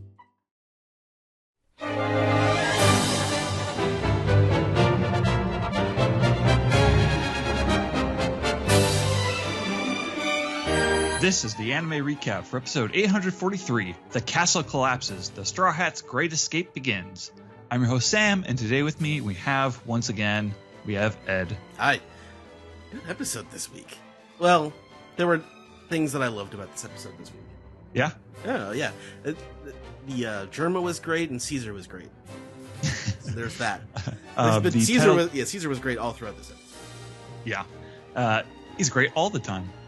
Title card begins at 4 minutes and 6 seconds. So the episode begins and the castle is still in mid-fall. Most of the people on top of the roof, they're kind of like trying to climb up the falling floor. The floor is like kind of going straight down. So you got Daifuku's kind of like trying to walk up almost upside down, and like some food, like either it's like pudding or it's like a cake or something, just like splats right on his face. Yeah, it's kind of gross. Yeah, and you got Sanji. He's skywalking around. He's kicking tables and stuff out of his way. He's looking for Reiju. And the thing that I thought was really cool about Reiju, that was that Reiju and Ichiji, like flying through the air. Oh, that's might be in a couple of minutes though. It's going up. Yeah. So like Brule is worried about her mom, who's just like dropping way. She's right in the air. She's just falling straight down. But it kind of caught me off guard that Brule still looks like Caesar from when she was pretending to be Caesar. That's right. Yeah, I noticed that. Big Mom has the big nose, but I really noticed how much Brule and Montdor kind of look alike. Yeah. I can't remember. Is it confirmed one way or the other if they're from the same batch or not? I don't think any of them are confirmed. Yeah. That one wouldn't surprise me. Yeah. So everything's just continuing to fall for like a couple minutes. You see the citizens down below; they're running away. Somebody mentions that the castle is even bigger than the city, so that's bad news. Charlotte Gillette is falling, but Katakuri zips to her and grabs her and pulls her to safety. That's a good character building moment. That's very it was like Katakuri. It was like surprisingly sweet, where he's like, "Okay, don't worry, everything's okay," and Gillette, who was about to die, is just like, "Oh, thank you." Hey, Charlotte Compo got a couple lines this episode. Yeah, it's like it's also later. Morgans and Stussy are falling. Morgans is very into the big news. He's focused on taking pictures, and Stussy is like, "Don't you care about your own safety?" And she doesn't save him. Yeah, no, she doesn't save him. Morgan's like, "That's right, I can't fly." And he falls, and then Stussy just moonwalks to safety. Presumably he falls. Moonwalking. Yeah, presumably he falls into the cake eventually. Yeah, after it's transformed. So this is the sequence that you're talking about with Ichiji and Reiju, where they're like kind of flying in they're like synced up and swirling around, and it's really fancily animated. It's like something from Macross or something. It's like way more like intensely animated than any other sequence in this episode, which is kind of a weird choice. Yeah, but okay. So Sanji, so he sees his sister is doing okay, and he's like, "All right, let's get back to Capone and the rest of our crew." And so they're flying off. Niji and Yonji have Judge, and the bangs of his hair are still in the way of his face, so we can't see his eyebrows. And this is when we see how they kind of get out of how the Big Mom pirates kind of get out of the situation, which is that Streusen, Big Mom's head chef dad person. I don't know. I feel like Capone is trying to imply that he's also her lover. Like later on, does that come up in that? No, it's like he was being weird about the relationship between Streusen and Big Mom. I'm not sure what he was trying to imply after they escape. in that scene where he's talking about that's Streusen. And then like it shows them like him and like Big Mom like dancing together or like doing a food dance or something. That'd be weird. I'm not sure, but God, I'm not sure. But it's just there's something weird there. I hope they never Capone's tell right. us. Capone's right. So Streusen's using his cook powers to basically turn the cake isn't like the chateau isn't like a literal cake, but he's turning it into one. So it's like big and soft and creamy, and everything kind of just splats on the ground and cushions the fall. And like just cream everywhere. Everyone's getting creamed. Cream everywhere for like 3 minutes. And Zeus has caught Big Mom, and like kind of brought her down, and she's in a daze, and she's like kind of taking bites of the cream, like trying to get a taste of some kind of cake of some kind. And she's like, "Oh, the sweets created by Streusen's ability will fill your stomach, but they don't taste good." So it's just not the same. It's just not the same as a properly baked wedding cake. I just imagine that whatever he transforms using his powers still tastes like the original thing it was made out of. Like, this cake tastes like bricks. Yeah. So her eyes start to turn red. And we get a little sequence with Montdor and the citizens, they are completely in the dark about what's going on. They're like, did Pudding get married or not? This is a weird outcome. And Montdor's like, shut up. Yeah. So elsewhere, the Straw Hats and Capone, they've all kind of made it to safety. They're on the ground. Everyone's popping out Capone's chest, and Nami's like trying to thank him. And Capone says, "I feel like I did something good, and that makes me sick." There's a lot of hijinks where just like nobody likes Caesar. Nami basically says what Oda said in a recent SBS, where she's like, "You were poisoning those kids. We're not going to thank you, even though you did all the work. We're not going to thank you." Yeah, you shouldn't have given him his heart back. You should have just crushed it. Yeah. So Capone, it's like, all right. But there's so many good faces though. Like Caesar, like his weird bobblehead and all the expressions he's making, like that's like it bulges out and it's really good. His face is great. Yeah, Caesar gets his heart back, but like he's like so like enthused about his heart that he like grabs his heart too hard and he hurts himself. Well, like, Capone kind of like flings it and he has to chase after it. Yeah. So everyone's kind of going their separate ways now. Capone's like pounding a sign into the ground, and then once he's off screen, we kind of pan down, and it's like the Straw Hats went that way with an arrow. It's literally it's literally a Bugs Bunny gag. Yeah. Like, hey, what are you doing? It's like in Rain Base in Alabasta. That's right. I just reread that chapter because that's where Grant on Twitter is reading through. I was looking at that page. Right. So Capone's turned into, he's got big tank treads now to book it out of the scene. And inside, Vito and Chiffon are like, no, let us say goodbye some more. Like we haven't even started to escape yet, he says. Yeah. So the Big Mom Pirates are kind of making their plan to go after them. They're going to split into two teams, one to chase the Straw Hats, one to chase the fire tanks. But Mom is very focused on this busted wedding cake. It was going to be the best wedding cake she ever had, and she was really looking forward to it.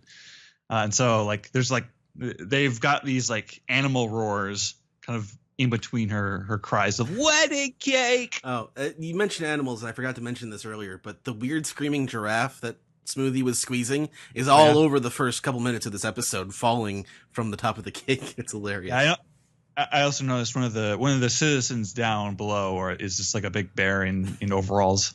Is he the one who was like trying to console that woman who was falling down? I can't remember. I think so. I think that was with that one. So that brings us to the eye catch of the episode, and now Big Mom is attacking the city, and Smoothie is basically trying to guilt Opera into dealing with it. She's like, "Hey, if you didn't lie about killing the Straw Hats earlier, we wouldn't be in this mess." And so now it's Opera's job to console the unconsolable. Well, he tells. I guess he's trying to make up for it. He tells Smoothie to run, so he stays to try and confront Mom and buy time. I guess because he does feel guilty about it. Yeah, and you've got a batch of the Big Mom Pirates led by Charlotte Nestorts, who's in this scene played by Kazuya Nakai, Zoro's voice actor. Huh. And they're storming Germa's castle. They're like, let's bust this place up before they get back. And we get to see Brooke very awkwardly riding on Chopper's back. Chopper's in his reindeer form, and they're planning to run off and get the shark submerged real quick before they get back to the Sunny. Yeah, it's funny. I remember being in the manga. I remember being confused about that for the longest time of where the shark submerge was, where they had left it. Yeah, and they showed that in this episode, and it was much less confusing. Yeah, they laid it out in a nice little easy to read map. Mm-hmm. And Caesar, he's still standing there. This is like one thing that the anime added from the manga, where like this entire sequence, Caesar's just in the back going, "Hey, Straw Hats, goodbye. Pay attention to me, please. Care at all, please." You mentioned on Twitter, is this like the last time we see him? I think so. Yeah. God, you scared me. You made me think that he had died yesterday when I saw that tweet. That's not funny. Yeah. No more Ryu Seneca. Like, what do you mean? Don't do that to me. So yeah, we get this kind of extended sequence of the Big Mom Pirates kind of talking things out. Peckham's is surprised to hear that Jinbei has formally left the Big Mom Pirates, and so that would explain why the Sun Pirates had been acting weird earlier. And Peckham's being out of the loop on this was kind of adorable in cute way. Yeah, he's like very invested. Like, yeah, let's get him. And then like as he learns more, he's like, oh, well, no, kind of like those guys. Katakuri seems to have some sort of plan between him and Brule. And he's saying something like, I'm gonna cut off Straw Hat's head. And I just imagine like the Ron Howard voice. He did not. Yeah. So Smoothie arrives and she's like, problem, guys. Big Mom's after us, and Big Mom is arriving, and she's just knocking buildings down. I love this. I just posted the GIF on Twitter of like Big Mom knocking a big building down, and then just like very lightly kicking a smaller building. Yeah, I saw you posted that. That's pretty good. Pretty good. Yeah, the comedic timing is really funny there. And she's got something in her hand. She's got like a big shadowed out opera shaped object in her hand, and I'm not sure what that's about yet. So. That'll be interesting to know. And that basically wraps up the episode. Well, they do like a super like stylized end card, like title card, or like the end of the episode. It's just like a super like well drawn like still image. Cool. Yeah. Oh, and I finally got an anime image of Daifuku and Katakuri standing next to each other finally in this episode to prove that they are based on the guys from downtown, or if anyone knows the Batsu game, the No Laughing, if the Japanese comedy duo, I think they're supposed to look exactly like them, Daifuku and Katakuri. Cool. Any general thoughts on the episode, Ed? Caesar was great. I like the German bit at the beginning. It was very well animated. I don't know. It didn't feel like it dragged at all for me. So, a decent episode of One Piece. Yeah, I thought it was pretty solid. Like I like Caesar as always. I like that we're changing scenery. That's kind of my big thing here. We're not at the top of the chateau anymore. Now we're totally moving, and moving is just going to keep kind of changing where we are physically in Whole-Cake Island. So that's exciting. A lot of good gags in this episode. I thought that sort of kept it going lively for me. Yeah. I thought it was an okay episode. I think that the various conversations of like the Big Mom Pirates just like standing around talking, that stuff bogged it down quite a bit, but it's not like a big deal. No. Yeah, it was an all right episode, I think. Yeah, I'm looking forward to the next one. All right. Move on to the next segment? Yes, let's do that. Okay.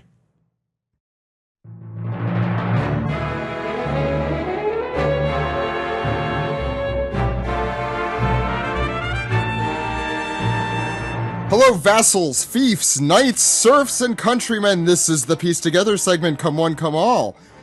We have your questions, your comments, and your theories, and we start with Ed. This piece.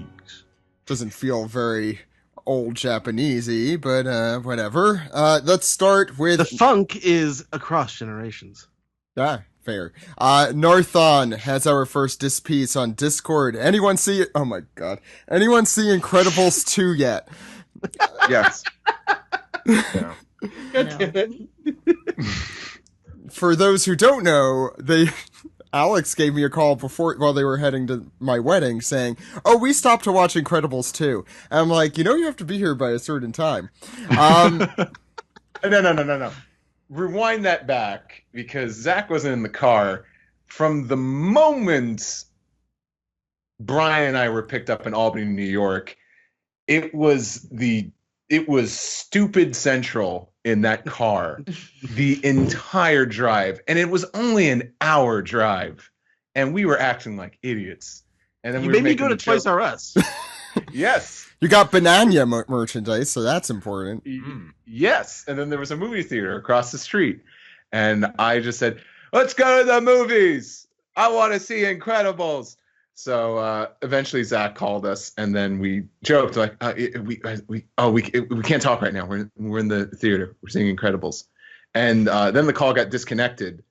And Alex felt I should really call him back and just let him know that we are on our way and not in the theater seeing Incredibles. Because, God damn it, Zach and his bride-to-be believed it. It's within your character profile. I'll put it that way. Anyway, the question from Narthon. Elastigirl gives Luffy a run for his money in Mastery of Stretching Powers. She also added Gum Gum Rocket to her list for this movie. I wonder if Brad Bird has ever watched One Piece or if Oda is familiar with The Incredibles. I would say the latter, for sure. But here's the thing, and I hate to put Luffy on blast. Of all the stretchy characters out there, Luffy is not necessarily the most interesting in terms of his abilities. At least not that's what in I a while. like about him, is that he can't just like, only in a few circumstances have we seen, like, there's that thing where he when Nami was looking at what was the most dangerous path, and he kind of like snaked around her. I actually like didn't like that, because it kind of goes against what I like about Luffy's powers, is that he's made out of rubber so he can propel himself with inertia, but that he doesn't stretch like Mr. Fantastic or something. Yes. Well, Fortunately, that was kind of a one-time gag. I was gonna say gags. Things are like Luffy gets beat up pretty easily in gags too. Like it's not, gags don't mean those are the rules. Any other thoughts on that? I haven't seen Incredibles 2 yet. Seen it. We Straw Hat should have Pirate. saw it. We should have saw it instead of going to that wedding. Oh my god. Straw Hat Pirate 9 said, "For all the crap you guys give Marco, he is a good pirate, an amazing doctor, and one hell of a devoted son. I'm sure everyone is going crazy with the Wano stuff, and it is freaking fantastic, but the opening bit with Marco had my eyes watering. Super excited for more Wano. Zoro is kicking butt already, but darn it, I want to see more Reverie. Oh, and Oda, you wonderful evil genius." Remember when sphinxes used to just roam free in this land, and here that we they go. weren't cooped up in an underwater prison? You're really pushing that title. Naming a bunch of different noodles. Whitebeard Farm remembers. Okay. Any other thoughts on Whitebeard Farms? I did. I liked what we saw of Marco. I thought that was very cool. It did make me wonder how the sort of Marco fan community felt about it, because he's not really portrayed in this chapter as like a cool guy like Sabo or something. He gives off a vibe of kind of a gentle old man. Yeah, he's the cool guy, like a doctor in a Japanese live action drama. Yeah. Or Dr. Marco, I talked to Alex earlier. Isn't that also the doctor in FMA? Yes, he's the one with the red liquid. The creepy one, yeah. Although he does creepy in Brotherhood. His face gets melted and then he helps them. Right, that's what it is. Anyway, Abdul says, I guess wow, everyone talks about Marco this week. I guess Marco isn't joining the party until he deals with Weevil, and I'm totally okay with that. I love the reveal that he was the Whitebeard's doctor, regenerating flames as part of his Phoenix Mythic Zoan. It was great because it's such a natural extension of his power, but no one saw it coming. Everything from the Land of Wano's 2-page spread onward has probably been discussed in depth, so I'll leave it all at that. Looking forward to the podcast, and welcome back, Zach. Thank you. We also have some emails this week. Ed, do you have our old Japanese version of... Do you have your shamisen with you, is what I'm asking?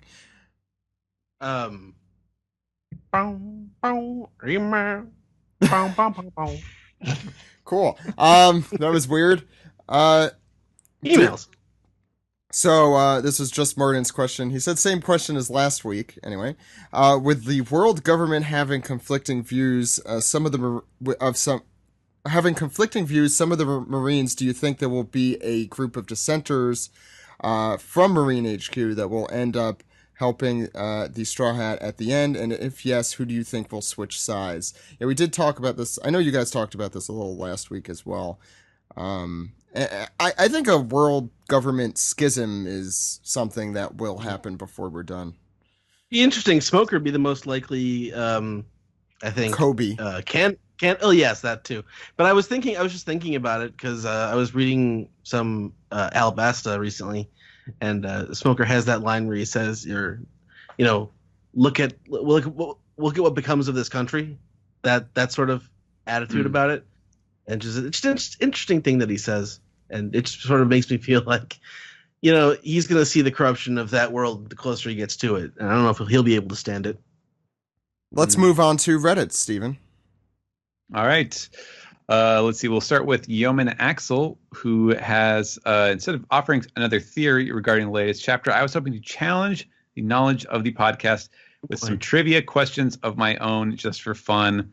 So there's a couple trivia questions here. There are no answers, so I guess we'll find out. But let's try to just crank these out as quick as possible.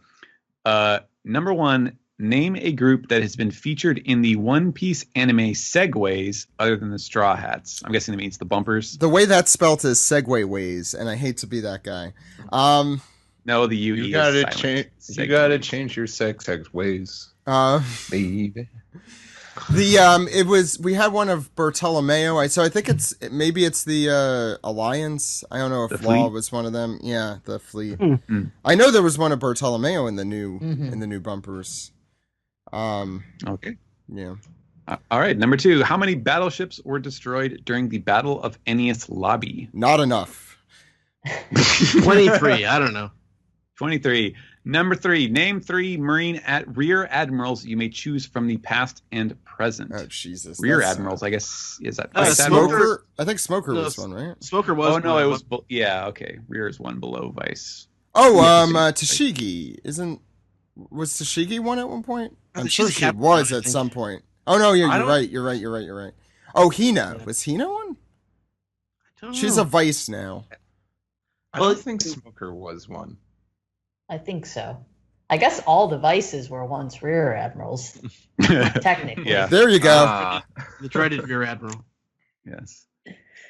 All right, number four. What are the names of all the adversaries Sanji, Frankie, and Usopp had to get through in order to reach Robin and CP9? There were four of them, and one is far more obscure than the rest. okay. Well, there's Jerry. There is Captain T-Bone. No. Well, No, T-Bone does fought Zoro. T-Bone count? Because he kind of He fought Zoro on the rail. Wanze. Wanze. Yeah. Does this not include CP9 members? Nero. Nero. It says in order to reach Robin and CP9, so probably not CP9. So Jerry, Wanze, and Corgi, right? Yep. Corgi was the CP7 guy. I think he was CP5. But, Yeah. The non-CP9 guy. Yeah, Corgi. So it was Jerry, Wanze, Nero, and Corgi. All right. Okay. We'll see. Number five, last one. How many crew members did Whitebeard have after the death of Thatch and the defection of Blackbeard, not counting himself? Like total crew or captains? Yeah, I know that's a big distinction. It's funny. I was just looking at the Whitebeard Pirates wiki before. I don't know that one. Yeah, Anyone? I don't know that was necessarily stated with any authority. Not including Whitebeard and not including Thatch and Blackbeard. Yes. I'm going to say 15. Okay. Named 15. known members of his crew. Yeah. We'll call it 15. All right. We'll find out. Hopefully. ATLA for Life says, I know a lot of people are sad to be moving on from Reverie, and personally, I really enjoyed the chapters as well, but I'm so excited to finally see Wano after years of it being teased that I'm personally not too broken up about it. Moving on to my question, with the new mega arc of One Piece about to begin, I'd love to know what you guys think on the amount of flashbacks we'll get in Wano. I'm going to go ahead and predict 5 flashbacks. I wonder if you guys think there will be more or less. Here are mine.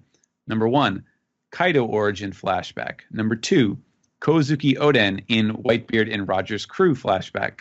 Number 3, Kozuki Oden being tortured and interrogated by the Shogun and Kaido / him and his family dying flashback. That'll be Number together 4, if it's in there. Yeah. Number 4, Ryuma flashback. Number 5, flashback regarding the origins of Wano and the poneglyphs. Those are the ones I think will come up. What do you guys think?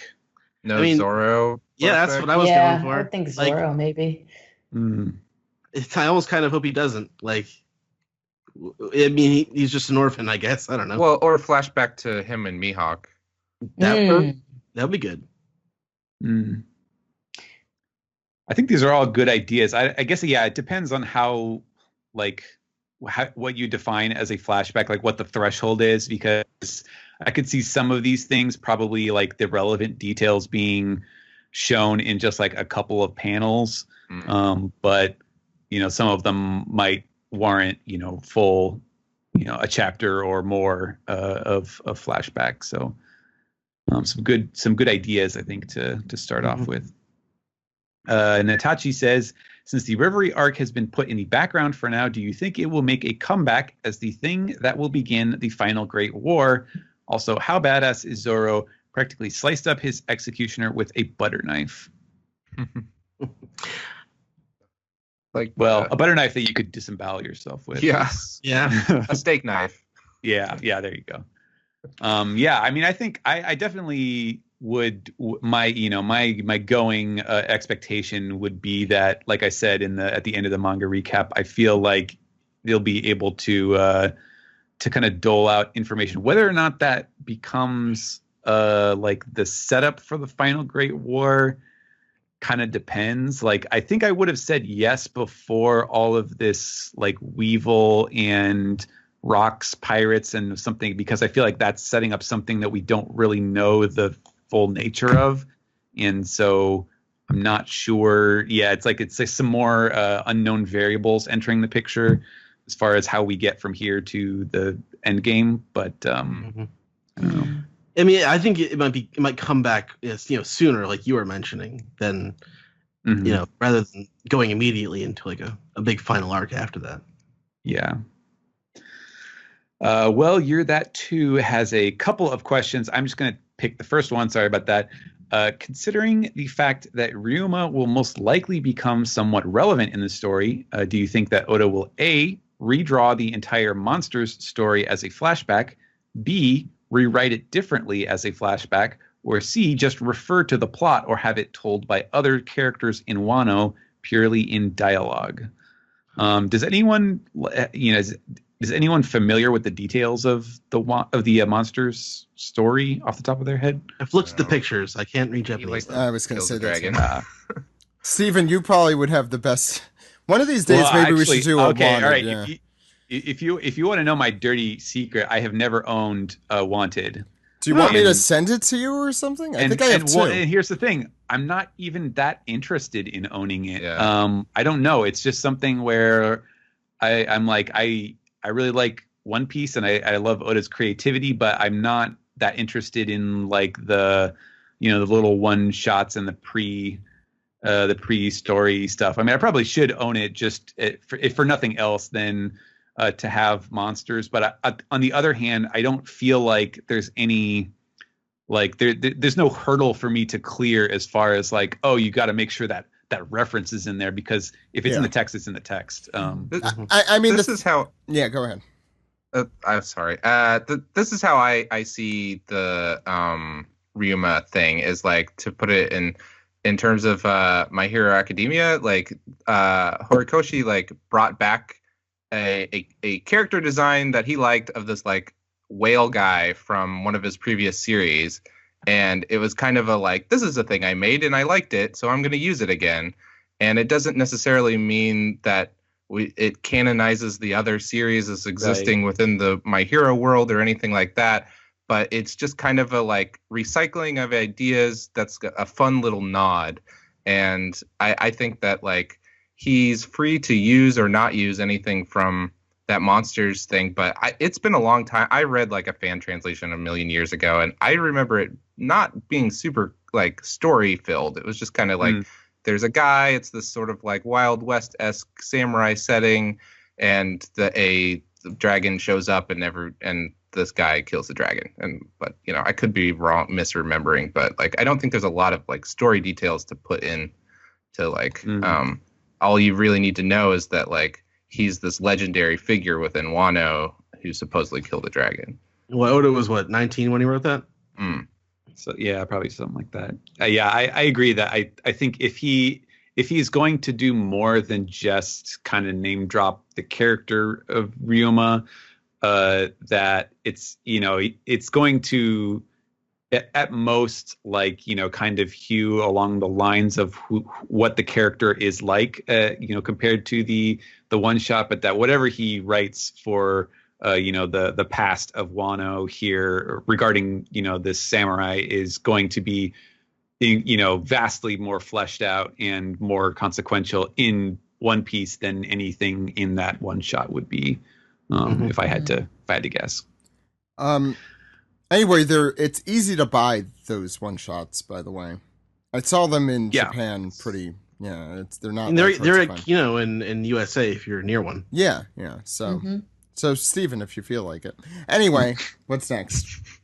All right, Dirkolini says, re-listening to the read-through combined with this week's chapter made me wonder if this is the time for Zolo, a One Piece story, a.k.a. a flashback showing Zoro's past with Johnny and Yosaku, or do you think that ship has sailed? A flashback with Johnny and Yosaku. Now I'm interested. I still haven't seen Solo, which I'm now shocked. Well, apparently it was so bad that they canceled all the other Star Wars stories, so that says something. I think it just didn't. I mean, Star Wars movies usually. Anyway, I don't want to get on a whole thing. That sounds cool. I like the idea of a Johnny, Yosaku, and Zoro story. But like Solo, it would answer a lot of questions nobody was asking. Yeah, but with those three, I'm kind of okay with that. I mean, it doesn't need to be like a feature-length movie, but like one of those TV specials that sounds super nice, super cool. As long as Oda gives his, blessing or ideas. Yeah. There you go. Yeah. Chris Lafer says, what is your take on Chopper's role as a doctor? Because I feel like he has not gotten to shine for a really long time, and it is made worse by all of the other crew members having their roles shine for the past few years at one point or another, and that there are better doctors than Chopper popping up in the story simply because of their devil fruit, such as Law, Ivankov, Mancherry, and Marco. I wouldn't call Mancherry a doctor.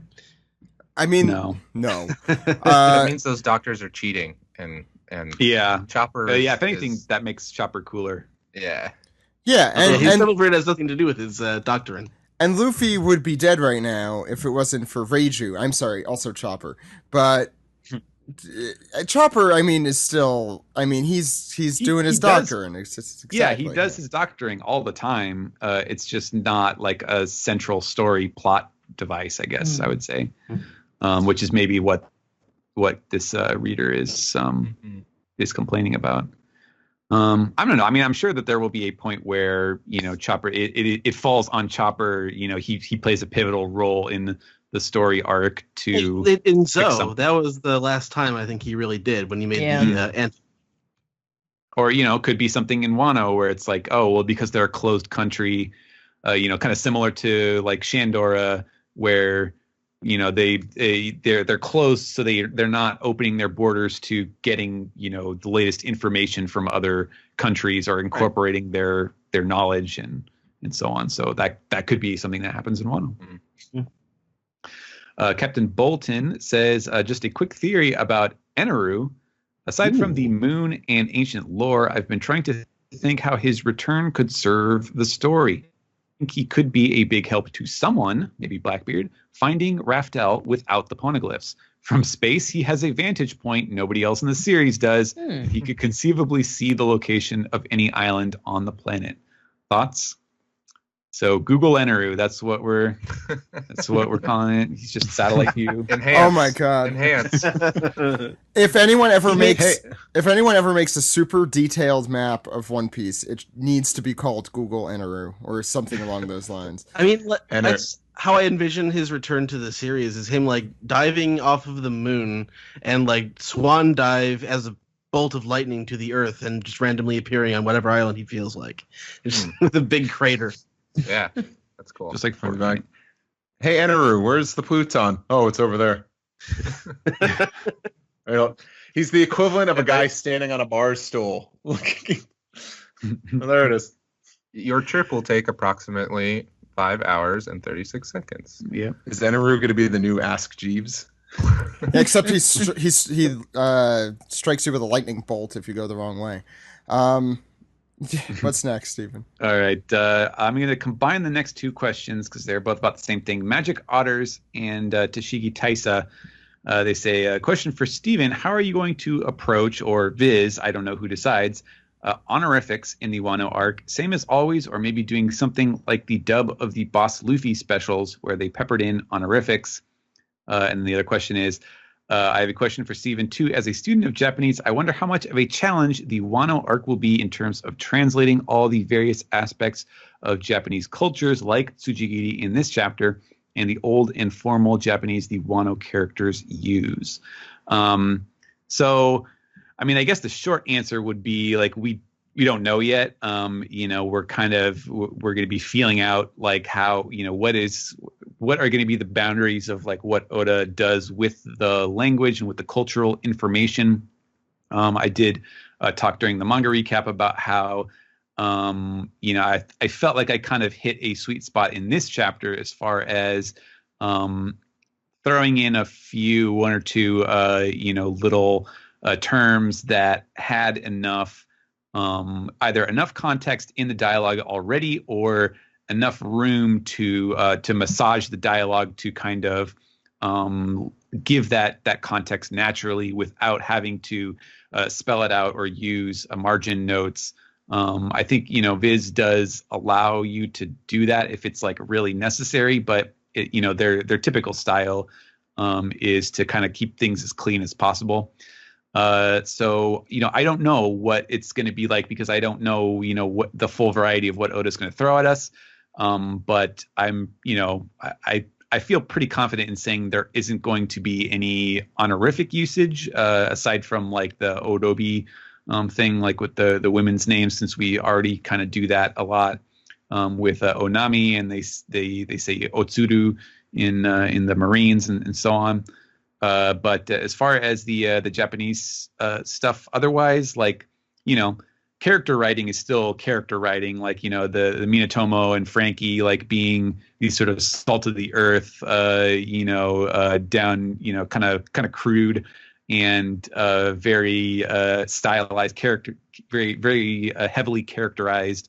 That's not something that requires a lot of Japanese usage in the English translation. So I can just kind of translate it the way that those characters come across, and I think we should be okay, but I don't know. We're gonna find out, I guess. I mean, if anything, you've been doing it a little bit already with Kinemon and right, yeah, and some like that kind of sort of formal kind of court samurai type speak. I think is pretty easy to do in English, even though it doesn't involve a lot of, like I said, a lot of Japanese honorifics or other loan words and things. So we will find out together. Next is from Brave Sabo, who wonders, how many chapters do you think the Wano arc will be? So my rule is to wait until we know we're in the arc before we guess that. Okay. Next week. Yeah. Okay. So we'll cut it off there. We'll pick this up again later. And let's see. Lastly, Black Northwind says, my week's question is, now thanks to Brooke, the crew has not only the road poneglyph paper, the tracing, but two additional ones. What information could be on those ones? So I think he only had one additional one. And I Well, guess there was, I mean, the three that, there were that three. Big Mom had. Right. Yeah, she Yeah. had 3 and the Oh. one road and 2 others. One was the one I- Jinbei brought, and one was one she just had, I guess. Mm-hmm. Yeah. So until That's it. recently, she only had the one. Or No, no, she had only, the 2. I guess She had 2. She had She had 2, two. right? She had the road and one other.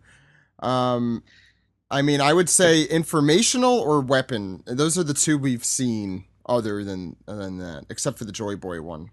Yeah. I mean, I guess the question it raises is like, is it like if he, I mean, what would be the purpose of having those, you know, I mean, aside, obviously Jinbei bringing the one, is like has a kind of story background, as you know, we saw Jinbei do that, and then he brings it to her as a kind of peace offering or whatever. But other than that, like, what is the purpose of showing them aside from just like, oh, it's like her collection of stuff? Like, it kind of feels like it should be meaningful in some way.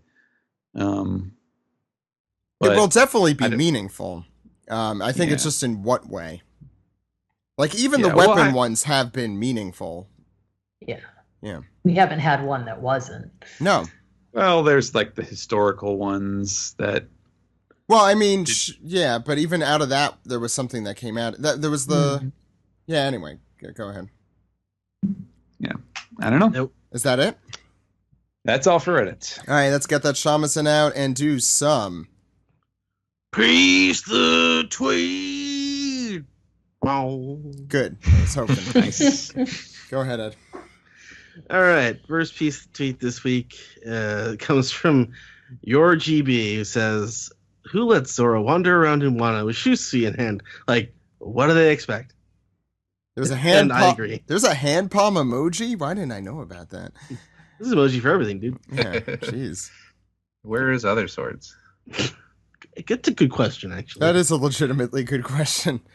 Where's Geen? He was in Wano the whole time. Sorry, I got a What if he question on the is? internet. Yeah.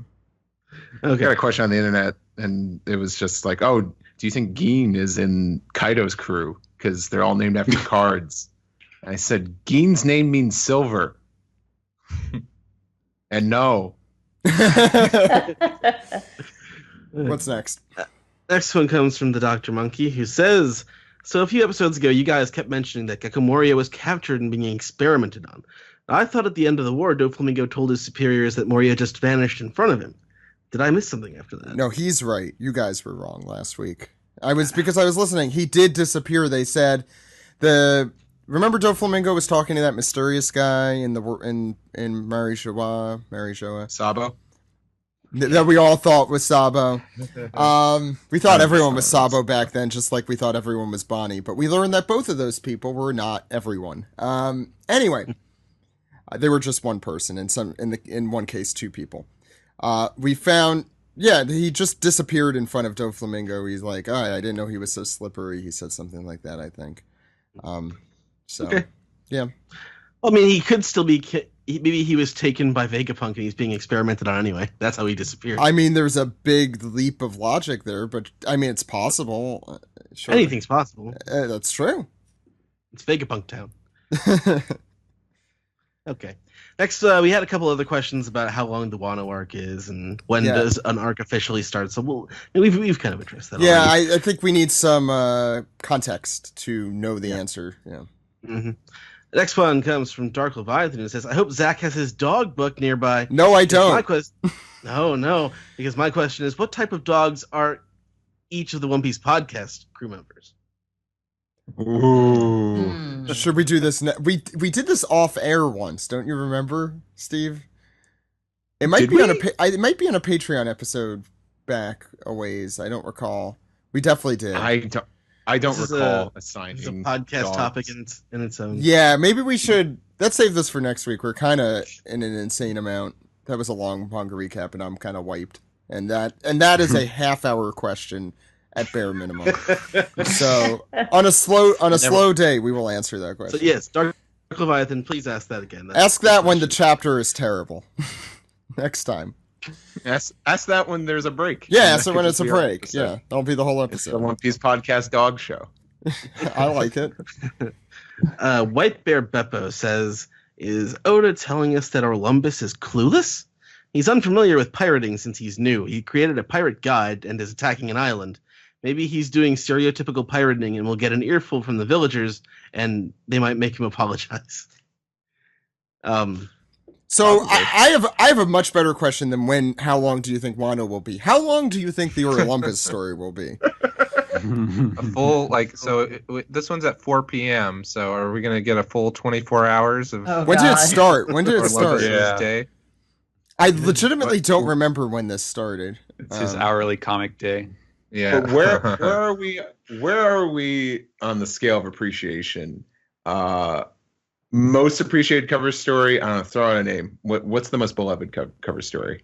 Enaru's probably. Amongst us, it's Jack Enaru. likes Enaru's. Yeah. Yeah. I mean, people. I I think think people Enaru's like gets referenced. Gadatsu's was funny. Gadatsu's is hilarious. I like Gadatsu, and it kinda- weaves things in. It's a cool one. On the scale of appreciation, we have Enaru being most appreciated and Caribou least appreciated. Where are we? Yes, absolutely. Well, the funny thing is, listening to this, I feel like you guys go back and forth on this cover story, the Orlumbus cover. There's been a You're few right. where you guys are like, okay, all is redeemed. We love this cover story. That was now." 3 weeks ago. To be fair, there have been some gems in the rough here. It's not been all bad. It's just that it's been dragging its feet unnecessarily. Much like Dressrosa, which had some gems in it, but we'll find out when we reread it. But We really have no characters to go off of after Dressrosa, unless we get another Jinbei cover story. or members of Whole Cake Island, or people from Punk Hazard, Pound. Oh my God. Actually, that's probably the next. Yeah. That'd be All great. right. What's next? All right, next one comes from 20th Century Girl. Says, yet another mention of 40 years ago. It surprises me that Roger's era isn't the only one we dwell on. I wonder if any of you guys have a theory on the Rocks pirates, and also Shaki was a pirate that many years ago too. I liked your Scotch and Rocks. That's who it is. It's the Yeti Cool Brothers. Right. No, I'm like, why didn't that ever occur to me before, that there was a generation before Roger? Because of course there was. That was only 20, 30 years ago, when Roger was at his prime. So there were probably many generations of pirates, but obviously the Great Pirate Age is now also. So I think a lot of those previous eras probably will just pale in comparison to what we're about to see and what we are seeing. But I do like the idea that there is a legend potentially lurking out there related to Kaido and Big Mom. That's a really cool little thing that was dropped. How many chapters ago was that now? 3? There were so many big things that were dropped throughout Reverie. Yeah. I'm hoping, or I'm kind of waiting to see if he incorporates it in a way that makes it feel natural, because my fear right now is that it kind of feels like it could end like this whatever this figure of the past, assuming it's a character who is still present today rather than a backstory that we're going to learn about, it's going to feel like a movie villain or something like that. It's oh, you didn't hear about this before, but here's this dude who's actually super important, and there's been no hint of it at all until this exact moment. And I would hate to come away with that impression if it is really something that's super crucial. So I'm just hoping that it feels like a natural, because that's the thing is Oda's always so good at backgrounding details and slipping in these little mentions of such and such a villain, and then by the time you finally see them, it's oh yeah, this is such a huge character because they've been a known, or at least a semi-known quantity for so long in the story that now we're finally seeing them. And if it's just coming out of nowhere, then that he kind of robs that effect from the character. So. All right, next one comes from Ghost Starch. It says, the Shogun definitely has an ancient Zoan power that turns him into the 8-headed dragon Orochi. It explains Momonosuke and Kinemon's anger towards dragons and parallels Ryuma's story with the slaying the dragon. There's definitely motifs there. Yeah. Or or at least is thematically linked to Kaido, who could be a dragon, or who knows. Right. But yeah, it did make me question who's the dragon here. Tony Danza. Who's your dragon? All right. Cracker Jakku says, do you think the room with the giant straw hat could be Imu's trophy room, where she keeps symbols of those who tried to overthrow the world government and failed? Perhaps Dragon's ripped off face tattoo, or Asabo's hat will be next on the shelf. That's grim. That's gruesome. I don't hate that idea. It's possible. Yeah.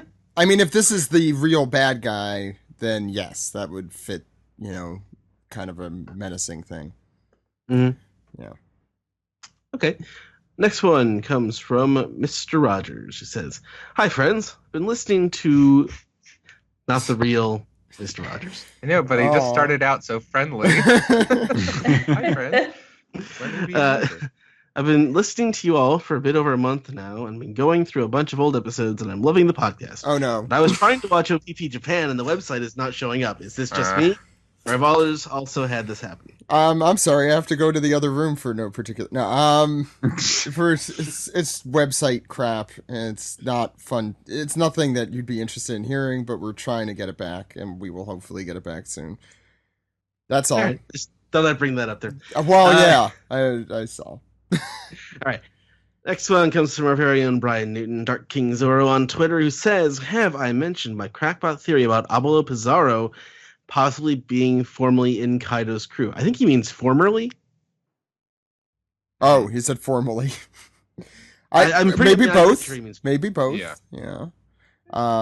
It sounds like an autocorrect issue. I'm mean, sure. He has the animal theming. He has the animal theming. He is a Catman. So. Yes, he is. He is Catman. What's next? And the horns, Brian also pointed out. All right, so our final piece of the tweet this week comes from 91 Ryan, who says, if All Might gave his quirk, one for all, to one of the Straw Hats, who would be the best choice? I'm also disappointed that we're leaving the Reverie to go to Wano in this chapter. At least other people felt like I did about the... I felt like I was like the spoiled sport with the leaving Reverie thing. But yeah, go I ahead. guess it's just because I don't think that we really are. Yeah. I hope you guys are I right. feel. I'm a pessimist. Maybe that's what it is. But... So, Zach, you're saying you want to go back to the Reverie? Yes. I want to go back to the... We've made that joke already, and it's already been a title. Don't keep pushing it. Or else I'll stab through the heart you. I don't want to be a pirate. Okay, now we're just saying all our catchphrases. So yeah, there's My Hero, Boku My Hero Academia. Yes, one for Who all. gets the Boku powers? Luffy. No, Luffy's fine. Luffy doesn't... Does Luffy really want to be a hero, though? Like, not really. Who wants to get... Kobe wants the... Yeah. Great mind thinks alike, think man. alike, Ed. That was, yeah. Kobe and Midoriya are basically the same character. They really I thought are. You said Hody. No. Even better. The evil Well, it drugs turns out are all just mights are all for racist. one. All right, I think on that note, we're going to round off the show. Here we go.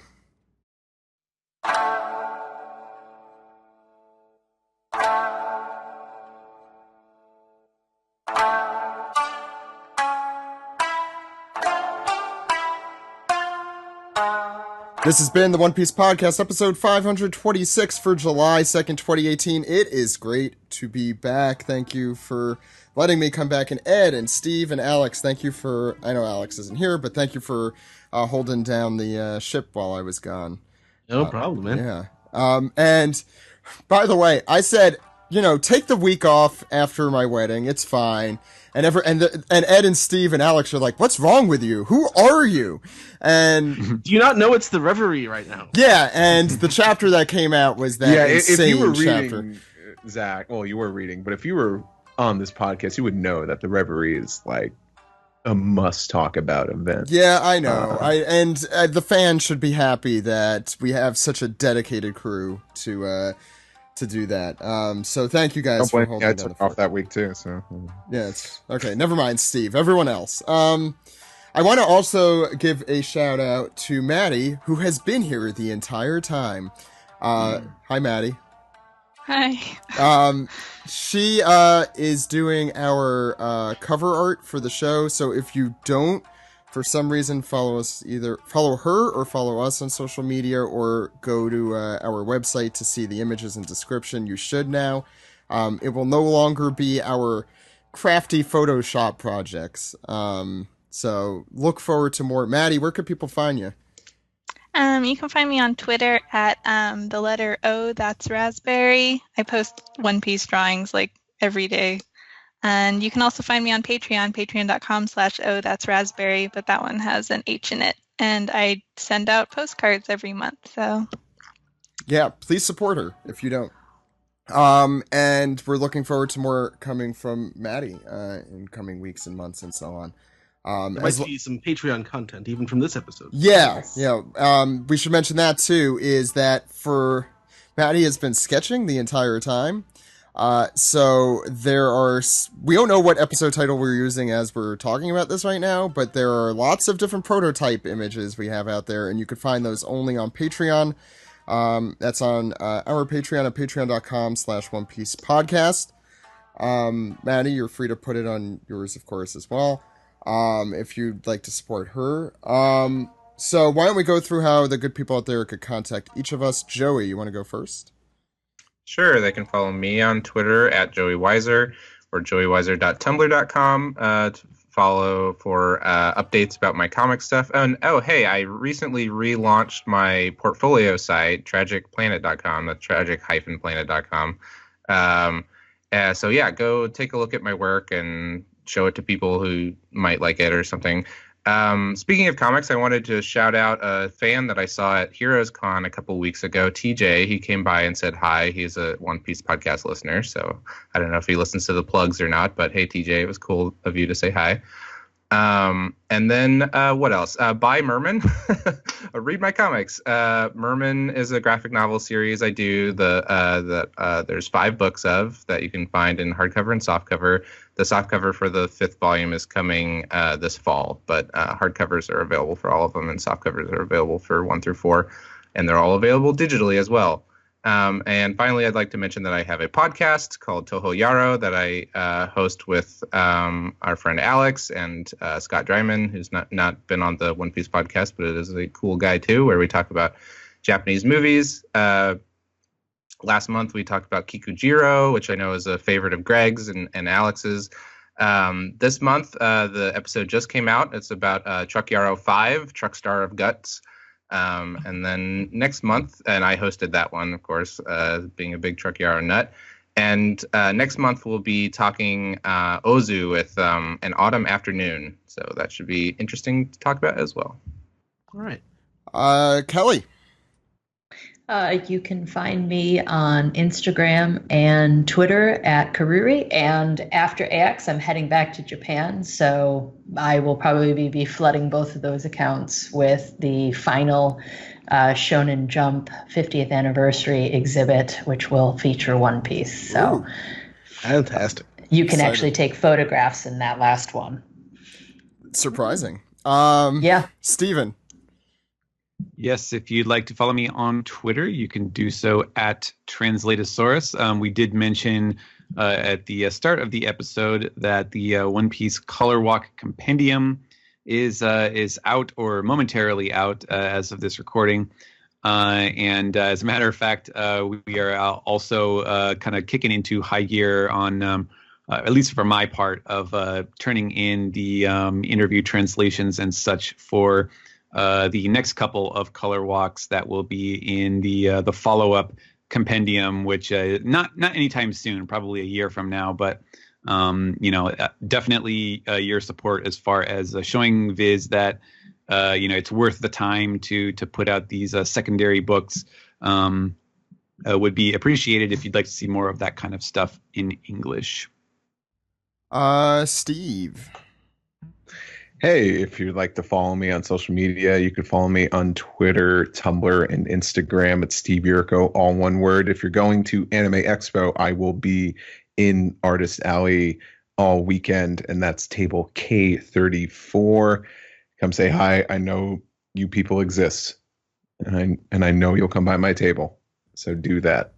And I think afterwards I will be doing Crunchyroll Expo again. This time it's in San Jose, but I will be there, and that is Labor Day weekend. So if you're going to that con, you'll see me there in Artist Alley as well. Stay tuned. If you don't subscribe to Matthew J's Patreon, you should, because not only have Ed and Alex been on his Evangelion podcast, I just recorded an episode of his Satoshi Kon podcast series. So that was a lot of fun. I don't know when that's coming out, but start subscribing now. Well, I think the final episodes of the Evangelion podcast are this week. I think next week. So probably within this month should be out. Which one did you do, Steve? Millennium Actress. Ah, Now you remember the name of it. Because I've seen it. But it's a lot of fun. Matthew J is a really cool guy. I'm going to have to get him reading One Piece so he could be on this show too. Oh, he is. He's just going through it slowly. And I think Henry Gilbert's also reading through it. We'll get that whole crew on at some point. Ed, how could the good people out there contact us? You're Zach_Logan on Twitter. I'm Edward E. One Piece. Podcast can be found at onepiecepodcast.com, twitter.com, youtube.com, and facebook.com/onepiecepodcast. One Piece Podcast is our Gmail. onepiecepodcast@gmail.com is our email address. One Piece Podcast is our Skype name. Our subreddit, where you can send us some piece together, is r/onepiecepodcast. You can subscribe on SoundCloud. You can subscribe on Google Play. Subscribe, rate, and review on Apple Podcasts.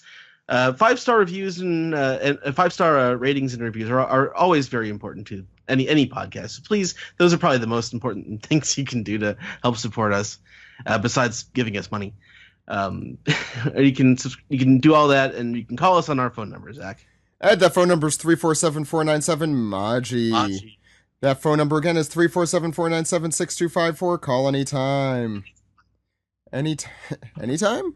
Anybody, anytime. With your questions, Anytime. with your questions, comments, theories, or your thoughts, how the sakura petals bounce on the wind. No. Anyway, verily. Anytime. So you might have forgotten, but we do trivia on this podcast, and I figure we should switch from donuts to something more Japanese. Let's do Those apple cider donuts were good at your wedding. Thank you, Ed. I owe Steven a box of them. So maybe taiyaki. Does everyone like that? Yes. I still want my donuts. And You didn't have any whatever donuts? alcoholic beverage. Okay, Steve. I next can't time I eat see you. beans, No. That's fine. I'll never I win think one of these things. we've anyway. had this conversation. The donuts at your wedding don't count. Okay. Because those were included in the wedding. These got to come out of your They weren't. pocket. They did come Not out of my literally. pocket. Do you know how weddings work, Steve? But they were meant to be crowd pleasing. I want specific donuts for me. Oh my god. He's gonna send you, since we're in Wana, he's gonna send you some Japanese donuts. You know, Yes. rice balls. Okay. So today's order is going to be Steve, Steven, Joey, Kelly, Maddie, who I'm forcing to participate. No. Don't blame her. I threw this Why in, do I threw have her to in go the deep end. first? Because And it's then the me order. last, right? It's the order. Yeah, and then Ed. Oh, I'm sorry. Ed. Yeah, Ed could go last. Steve, you go first because it's the order you read the chapter. Today's category: kings of or national leaders that have been named, according to the One Piece wiki. So that's it. Kings or leaders that have been named. They could be That are dead. at the reverie. No. Kings or leaders that have been named. Like leaders of nations. There might be some that I don't have, but this is according to One Piece Wiki, so I'm trusting them that I didn't have the time to determine whether or not they're missing anything substantial. So Steve. Hamburger. Perfect. That's really it. No. Steven. King 6-pack, beer the 6th. Perfect. Joey. Cobra. Yep. See, you're doing well, Joey. Kelly. It's the first round. Did you say me? Yes. Stelly. The most important one, Maddie. Neptune. Yes. So you all survived the first round. Ed. Oh, except Ed. Waffle. There we go. Well, Yeah, you got him. Steve. King Riku. Steven. King Taco. Yeah, you got I think that's the last food-related one. Joey. Kyros? No. Is he a king? No. Kyros isn't a king. Sorry, Joey. He was Oh, never well. a king. He was never a king. Kelly. Wait, do they have to actually be a king or just like a? A king or a monarch or a leader of a nation. Kyros was never Okay. any of those, yeah.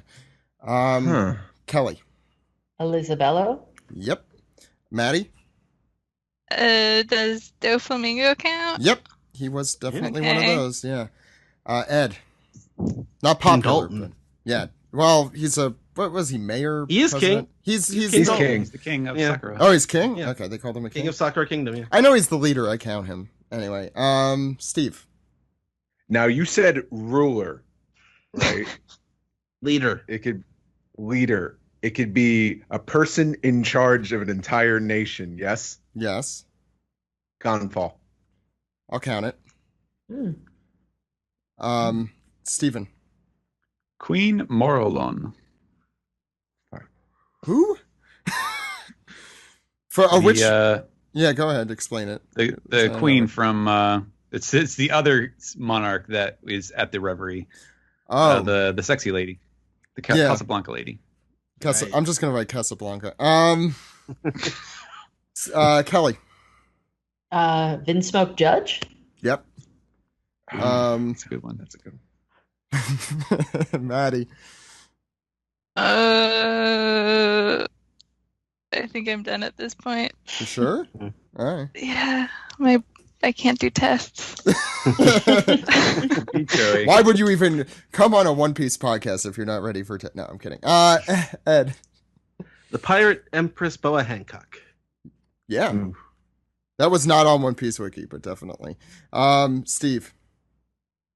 Well, if Gonfall counts, then Enru has to count. Steven. Did anybody say King Riku? Yes. Yeah. So Oh, sorry, Steven. No Taiyaki for you. Kelly. Could we say Kuma since he was a king? Yep, you can. Those were including former monarchs as well. Correct. Ed. Thing now I'm like thinking of a bunch. Yeah, that's how that works. That's how that goes. Ed. Elder Nyon. Oh yeah. You're doing ones that were not there, but yes, that is correct. Steve. Ivankov. We're down to 3, by the way. Kelly. Ah. I don't have many left, so it's reasonable to. Yeah. I think I'm out. Okay. Ed. Big Mom. I wasn't sure whether to count that. Steven, you're She's- going to be our judge for this. Do you think that should count? Big Mom. She's the queen of Okay. Totoland. Okay. Yeah. I will count that then. I was on the fence about including that. So we have Steve and Ed left. Steve. Odin. Was he Not said was I don't think they ever said he was the king. Ed, you Good need to lord. get this right to stay in. Yorl. Co-ruler of. Okay. Yeah, that wasn't Eldash. on there, but I would count that. Yorl God and damn it! Jal- I was gonna. I What was was the gonna other say one? one of those two. What's the other one again, Steven? Yorl and Jarl. Ja Rule. The ones Yes, the other Jarl. ones I had. If you might count. But also the Shogun of Wano. Yeah, I was gonna say Korazumi Orochi. Does anyone remember? What, Odin? Does anyone remember Thalassa He was Lucas? a lord. He was like a daimyo, I think. Or Yeah, some yeah. I think equivalent. he was under. He A was demon king. Oh my god. Does You're anyone talking remember? about the king of Elusia. No, Thalassa Lucas was the guy holding up Dragon's picture. I think, according to One Piece Wiki. Yeah. No, I thought that was the king of Elusia, Maybe they mixed it up. wasn't it? Anyway, Gonsho. Everyone remember Gonsho? Oh, the Tonka Chief. Yeah, the Tonta Chief. Dog damn Viper, it. Dog Viper, and Cat Viper. Uh, Not Dog Viper. and Are all vipers. Dog Storm and Cat Viper. I wrote down Dog Viper and Cat Viper. for the record, which sounds fun, like a dog snake and a cat snake. It's like a Nickelodeon show. Anyway, that's going to do us for this week. On that note, we will be back with chapter 910, the next episode of the One Piece anime, and a lot more. We'll see you next week, everyone. My name is Zach. My name is Ed. And my name is Steve. Goodbye, everyone. Bye. Bye. Eiko Zaru. Bye. Echo, sorry. Barely. Empty.